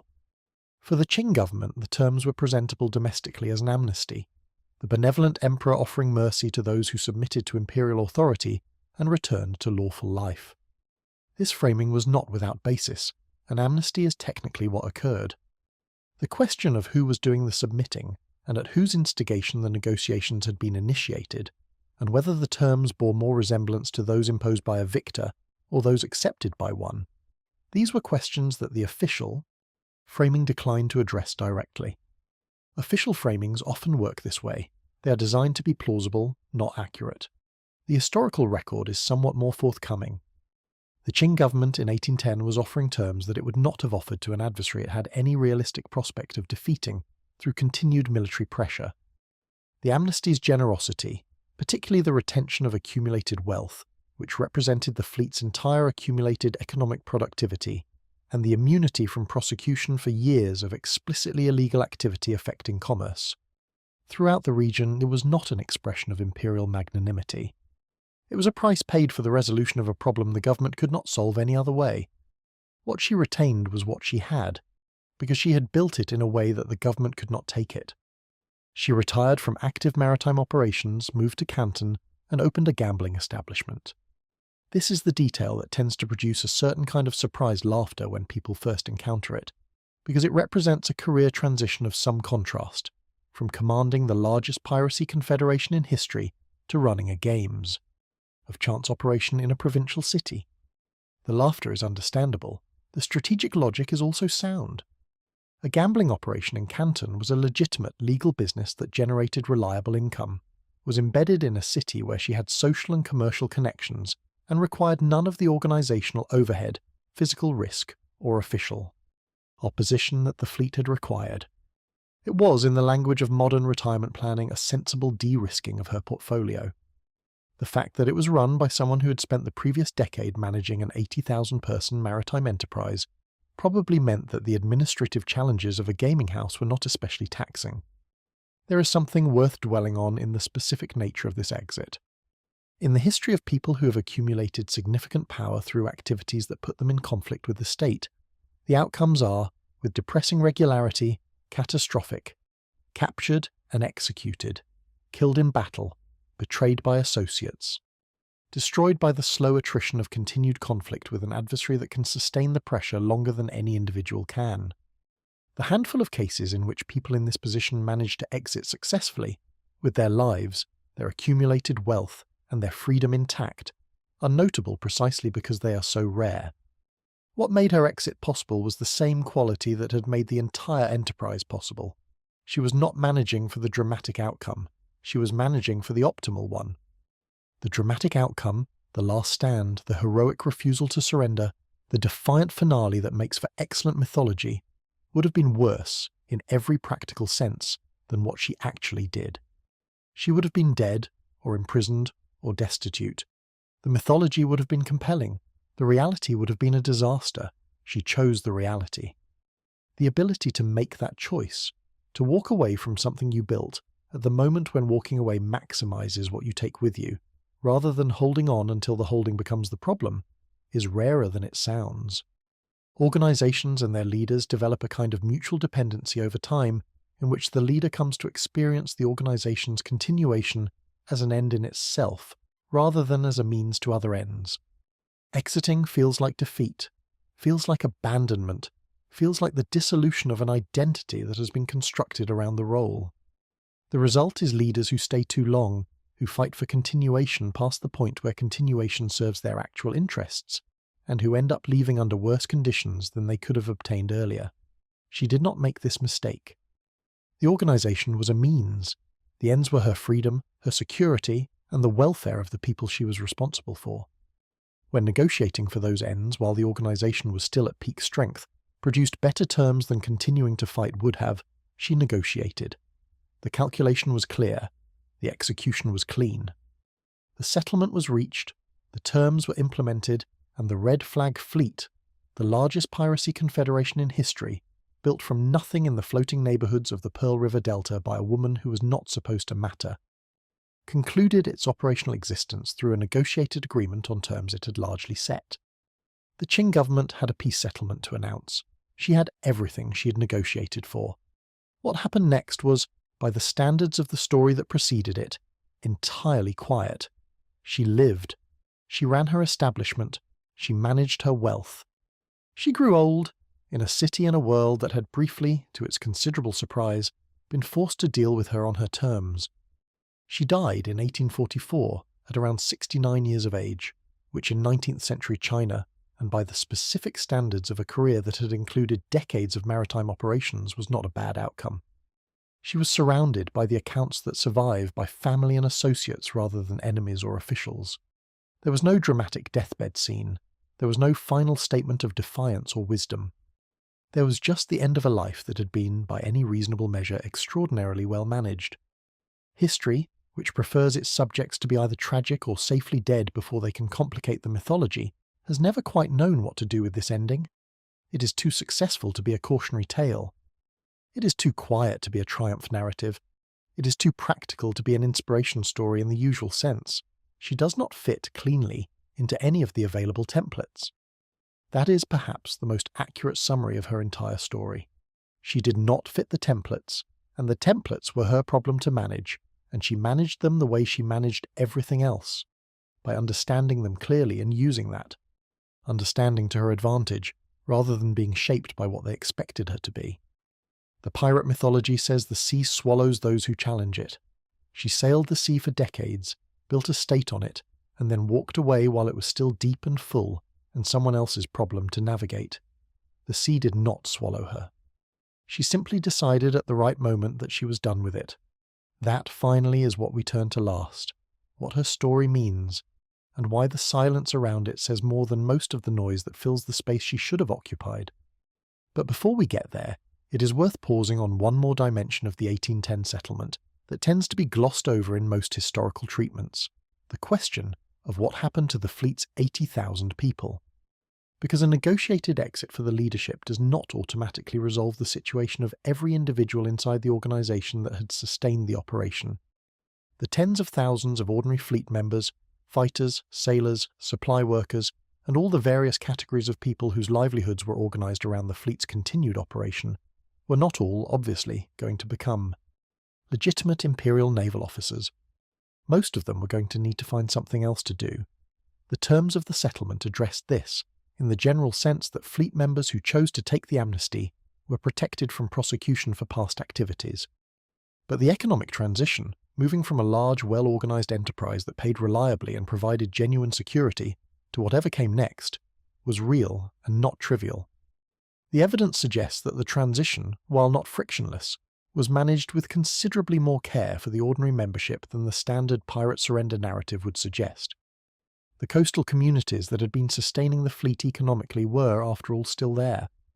The commercial relationships and supply chains that had developed over years of fleet operation did not disappear with the legal status of the fleet itself. Many former fleet members moved back into the fishing, coastal trading, and small maritime businesses that had coexisted with and fed into the fleet's operation throughout its existence. The organizational skills and practical knowledge accumulated during fleet service translated in many cases into functional capacity for the legitimate maritime economy. The transition was real, but the population had somewhere to go. This outcome was not accidental.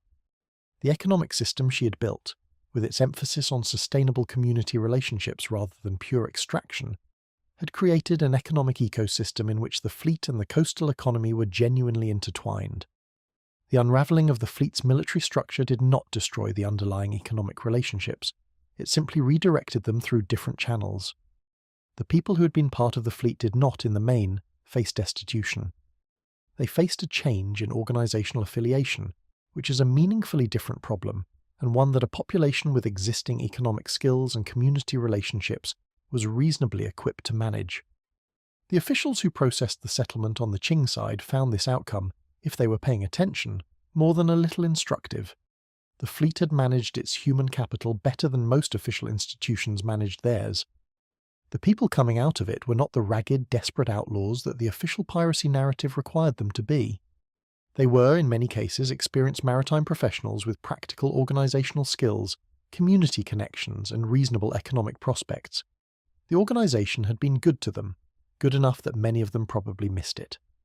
There is also one final footnote to the settlement that deserves mention, because it illustrates something about the quality of her negotiating position that the polite language of the official terms somewhat obscures.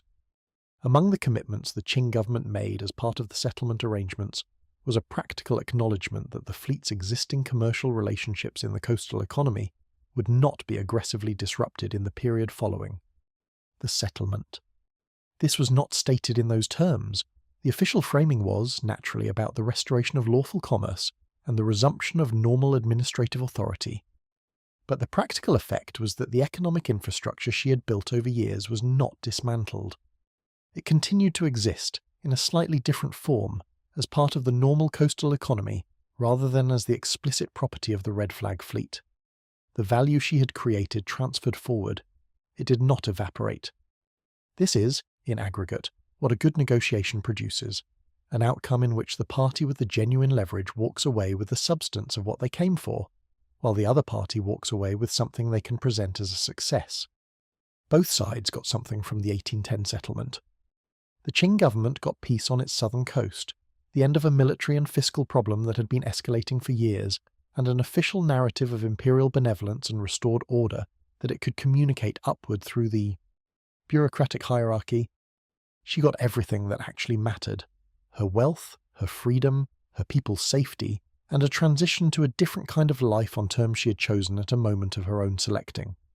In the vocabulary of negotiation theory, this is called a value-creating agreement, one that produces outcomes each party values more than the continuation of conflict. In the vocabulary of the South China Sea in 1810, it was simply the end of something extraordinary, executed characteristically with more attention to practical outcomes than to dramatic effect. The drama, such as it was, came later. It came from historians and storytellers who looked at what she had built and done and concluded, mostly, that it did not quite fit the narratives they were trying to tell. It came from a popular culture that retained Blackbeard and Jack Sparrow while quietly setting aside the person who had actually done the most impressive thing in the history of maritime power outside official state authority. It came from the silence that accumulated around a story that was too organisational to be romantic, too practical to be tragic, and too successful to be comfortably moralised about. That silence is its own kind of statement. And it is what we address finally in the last chapter. Every story needs a shape. Not because reality has a shape. Reality is mostly just things happening in sequence, with causation running in complicated directions that only become clear in retrospect, if at all. But because human minds process meaning through narrative structure, and narrative structure requires a recognizable form, a beginning that sets up the problem, a middle that develops it, and an end that resolves it, in a way that tells you what the whole thing was about. The resolution is where the meaning lives. It is the part that answers the implied question, so what? The problem with Zheng Yi Sao's story, for most of the narrative frameworks available to receive it, is that the resolution does not answer the question in the expected way. The pirate story is supposed to end in one of two ways, either with the hero's tragic defeat, death, capture, the crushing of rebellion by superior institutional force, the lone individual's inevitable failure against the state, or with the romantic triumph of freedom over oppression. The pirate sails off into the sunset. The system is momentarily defied. The audience feels the vicarious pleasure of imagining that the rules do not apply to the bold. Both endings produce a satisfying emotional resolution. Both carry an implicit moral about power. Either power wins and idealism loses, or idealism wins in the moment even if power prevails in the end. The tragedy or the romance. Take your pick. She gave us neither. She gave us a well-managed organization that peaked, negotiated favorable terms, and dissolved in an orderly fashion while its principal went on to a comfortable retirement. This is, emotionally, almost anticlimactic. There is no tragedy to mourn. There is no defiance to celebrate. There is just outcome, efficient, undramatic, exactly what a competent strategic actor would produce. From the perspective of what makes a good story, it is frankly underwhelming. From the perspective of what constitutes an actually good result for the person living through it, it is about as good as human experience gets. This gap between what her story provides emotionally and what it provides practically explains a great deal about why it has been systematically undertold in popular historical narrative. We are not, as a species, particularly good at being impressed by things that succeed quietly. We are extremely good at being impressed by things that fail dramatically. The list of historical figures who are remembered primarily because they went down in spectacular flames is essentially infinite. The list of historical figures who are remembered primarily because they built something excellent, managed it well, and retired at the right moment is considerably shorter and considerably less discussed. The interesting question is not why the history of popular culture has this bias. That is well understood and relates to the basic mechanics of how human attention and emotion work. The interesting question is what we miss systematically by operating with that bias. What do we not learn about power, strategy, and organizational building because the stories we tell ourselves prioritize the dramatic over the effective? Zheng Yi Sao's story is the answer to that question. It is a demonstration conducted at the largest possible scale of what competent systems thinking actually looks like when applied to a real organizational challenge. And it is a demonstration that history has kept relatively quiet, which means most of us have had to figure out its lessons through the less efficient method of personal experience. So let us be direct about what those lessons actually are. Not the poster quote version, not be bold or break barriers, or any of the other compressed imperatives that get extracted from historical lives and put on motivational merchandise. The actual lessons, which are more specific and considerably more useful. The first lesson is about the relationship between information and power. Throughout her career, the decisive advantage she held over every adversary was not military strength or personal charisma or even organizational scale. It was accurate situational awareness. She knew more about her environment than the people trying to operate in or against it. She knew it from years of careful observation in the floating neighborhoods. She knew it from the intelligence network that was built into the fleet's commercial relationships. She knew it from the strategic analysis she'd conducted during the partnership years, when she was mapping the organizational landscape with more accuracy than anyone around her. And she used that knowledge advantage to make decisions that consistently outperformed what her adversaries' decisions produced. The lesson is not gather information, which is advice too general to be useful. The lesson is specific. The people with the most accurate models of their actual situation, not the situation as ideology describes it, not the situation as wishful thinking presents it, but the actual, current, empirically grounded situation, will consistently make better decisions than those operating on less accurate models. Building accurate situational awareness is not a preliminary task that precedes real work. It is the most important work. Everything else depends on the quality of the information on which it is based. The second lesson is about the relationship between institutional structure and personal authority. The personal authority model, organizations built around the competence, charisma, and network of a single individual, works brilliantly in its operational context and fails catastrophically at transition. She understood this before her leadership began, built institutional structures during the period when her personal authority was strongest, and produced an organization that was more resilient than anything the personal authority model could have. Sustained. The lesson is not build institutions instead of authority. Personal authority is genuinely valuable.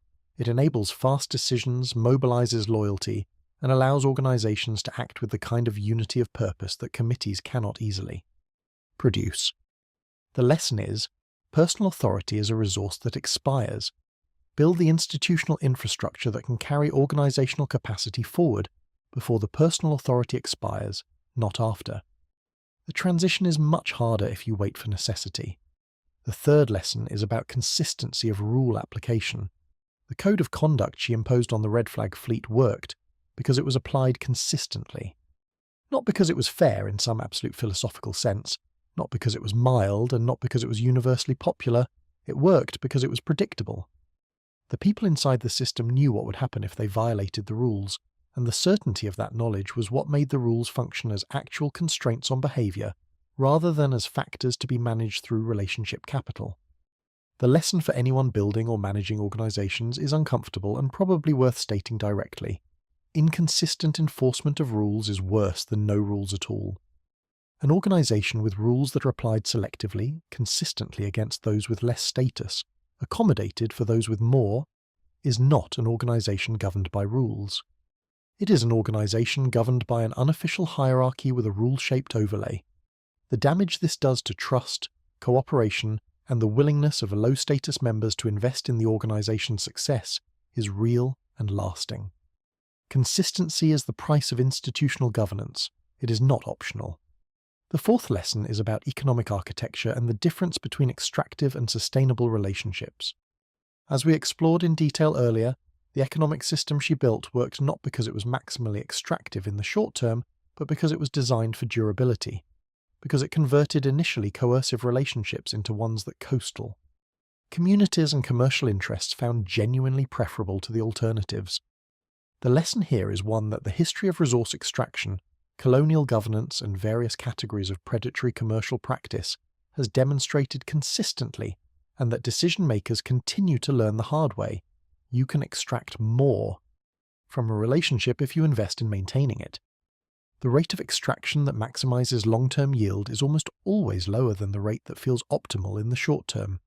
Organizations and individuals that are in it for the long run build relationships designed to sustain mutual benefit. Those that are in it for the short run often find that the short run ends sooner than expected. The fifth lesson, and possibly the most practically useful for anyone trying to understand how power actually works, is about preparation and timing. Her consolidation of authority after Zheng Yi's death looked, to external observers at the time, like a sudden and improbable seizure of power. We have examined in some detail why it was neither sudden nor improbable. It was the visible outcome of years of preparation that was largely invisible during the preparation phase. The people she negotiated with in the weeks after her husband's death were not encountering a stranger asking them to take a leap of faith. They were encountering someone who had spent years building the knowledge, relationships, and organizational understanding that made her the obvious effective choice for the role she was claiming. The lesson is worth stating explicitly because it runs against the usual advice. The time to build the capabilities and relationships that will make a leadership opportunity possible is years before the opportunity arises. Not months, years. Preparation that begins when the opportunity is visible has already missed the window for the most important preparation. The kind that happens when nobody is watching and nothing is at stake, and you have the time and space to build things that cannot be rushed. The sixth lesson is the one that her exit demonstrates, and that is perhaps the most counterintuitive. Knowing when to stop is as important as knowing how to build. The organizations, leaders, and enterprises that have taken what they built and destroyed it by refusing to exit at the right moment are too numerous to list and too common to require examples. The pull toward continuation, toward maintaining what you have built because its continuation has become the goal rather than the means, is one of the most reliably destructive forces in organizational life. She exited at peak strength. She exited when the terms available were better than any she would be able to obtain after continued conflict had reduced her leverage. She exited in a way that preserved what she had built for the people who had been part of it. and she moved on to a different kind of life that she had presumably given some thought to, because she was the kind of person who gave things thought. The lesson is not know when to quit. That phrase is too vague to be useful. The lesson is define in advance what you are building toward. Not the organization as an end in itself, but the actual outcomes the organization is supposed to produce for you and the people you are responsible for. When those outcomes have been achieved, or when achieving them through a different path becomes clearly more efficient than the current one, the rational response is to take that path.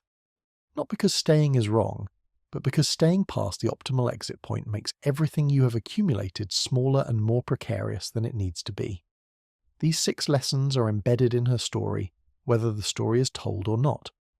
The fact that the story has mostly not been told, that she has existed in the popular imagination as either a footnote or a novelty, means these lessons have mostly not been drawn. And we have, as a result, spent considerable collective energy generating and consuming stories about historical figures whose primary lesson is the romantic nobility of going down swinging, at the expense of examining in any depth the much rarer and much more instructive figure who built something substantial, governed it wisely, and walked away intact. This is not a small thing. The stories cultures tell about power and success shape what success looks like to the people consuming those stories. If the dominant narrative of power is the tragic hero, the brilliant doomed individual whose gifts are ultimately consumed by the forces arrayed against them, then the dominant model of how to exercise power will be the charismatic, dramatic, ultimately personal model. And that model, as she demonstrated by contrast, is considerably less effective than the institutional, systematic, patient alternative. We are not, as a consequence, wasting only the stories, we are wasting the lessons. We are telling ourselves that power works a certain way when the evidence, examined carefully, suggests it works quite differently. There is something else worth saying about the silence around her story, which is that the silence itself is informative about who history preserves and why. The historical record of the South China Sea piracy period is reasonably extensive. There are official Qing documents, accounts from European traders and naval officers, various secondary sources compiled over subsequent generations. The record exists. Zheng Yi Sao is in it. The underrepresentation of her story in popular history is not a documentary problem. It is a curatorial problem. The choices made by generations of writers, educators, and storytellers about which parts of the historical record to amplify, which to set aside, and which frameworks to use for organizing what they preserved. Those curatorial choices have consistently favored the European pirates over the Asian ones, the male figures over the female ones, the dramatically failed over the practically succeeded. This is not primarily a conspiracy or deliberate suppression.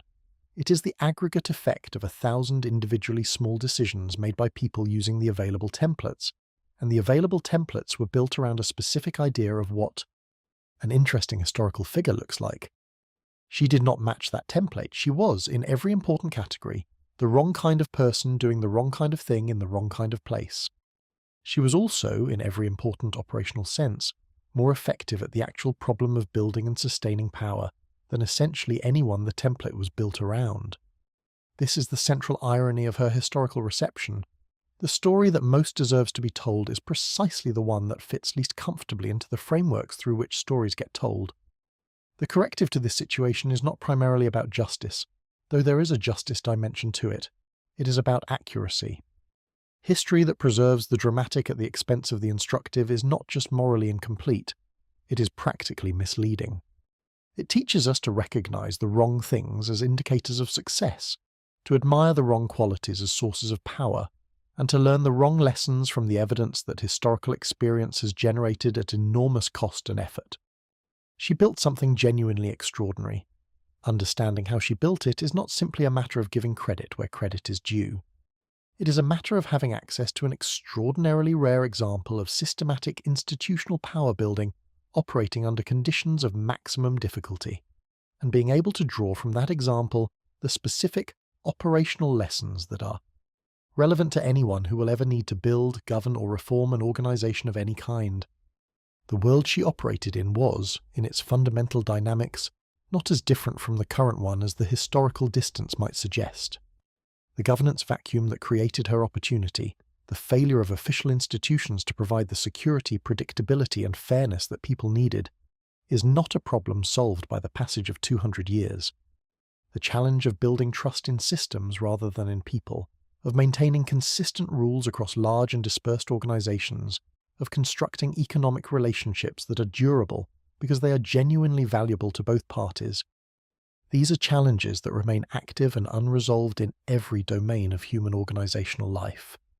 Her solutions were specific to her time and place. The thinking behind those solutions was not. And then there is the final thing worth saying, which is about her specifically rather than about what her story can teach. She was born into the worst possible structural position from which to accomplish what she accomplished. No money, no formal education, no social standing, no family connections to the power structures she would eventually dominate. No institutional support of any kind. Everything she built from the initial capital of observation and thought, from paying careful attention to a world that was not paying careful attention to her, and from converting that attention into understanding, and that understanding into action, at exactly the right moments in exactly the right sequence.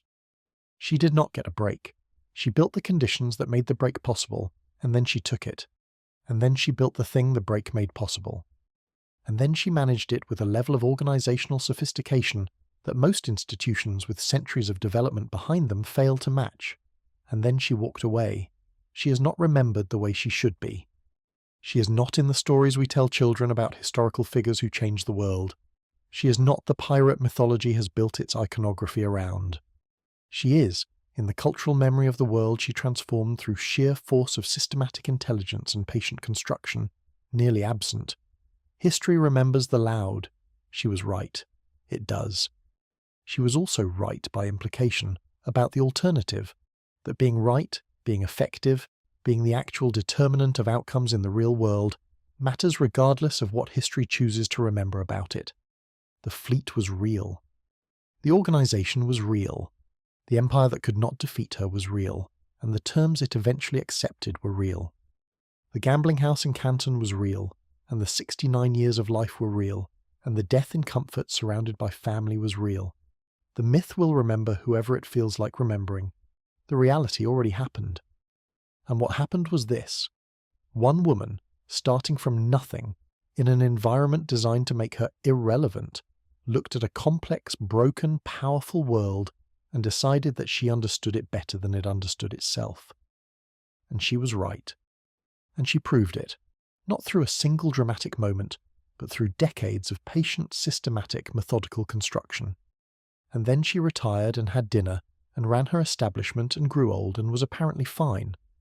That is not a cautionary tale. That is not a tragedy. That is not a fantasy about defying the rules. That is just what winning looks like when you are paying attention. There is one more dimension of her legacy worth naming before this story closes, because it connects her historical moment to questions that are still being worked out.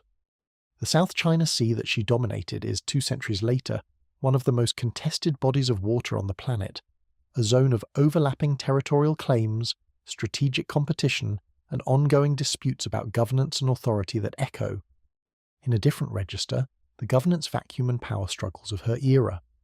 The specific actors have changed.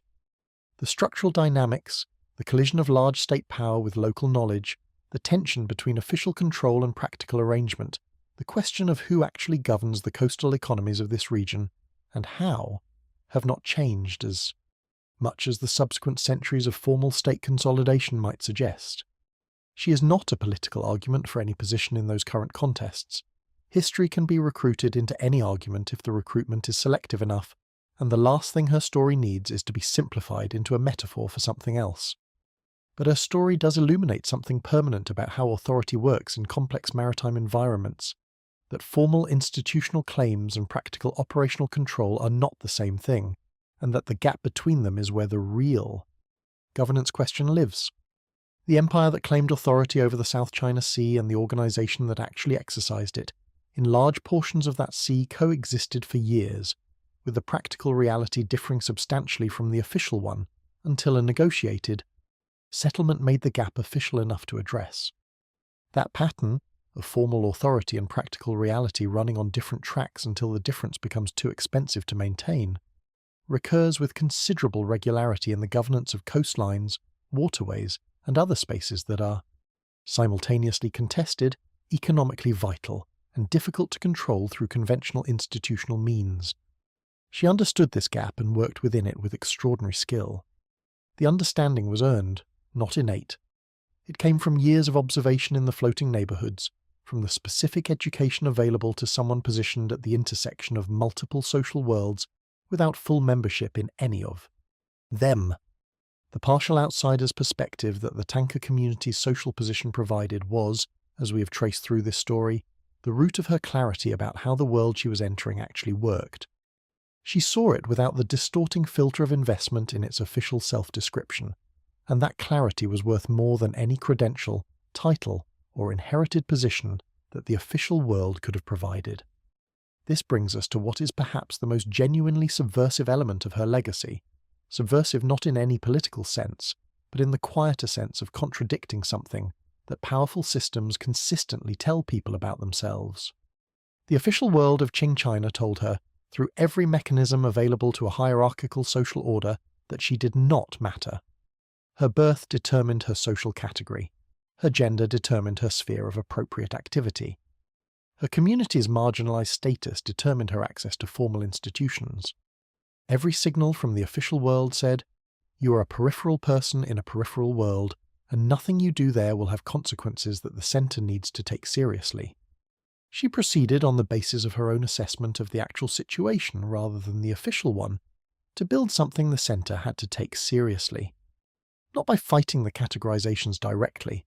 She was not a political reformer and was not particularly interested in changing the system's categories, but by working in the spaces those categories left unmonitored and uncontrolled, with the tools those spaces provided toward outcomes that eventually compelled the official world to engage with her on terms that the official world had not anticipated needing to offer.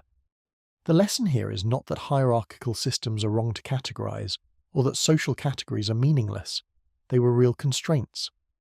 They shaped what was possible, limited what options were available, and required specific kinds of navigation that someone born into different circumstances would not have needed.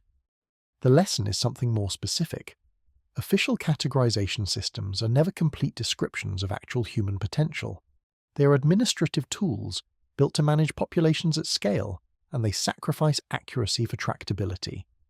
The gap between what the category says is possible and what is actually possible. That gap is where people who are paying careful attention can find the room they need.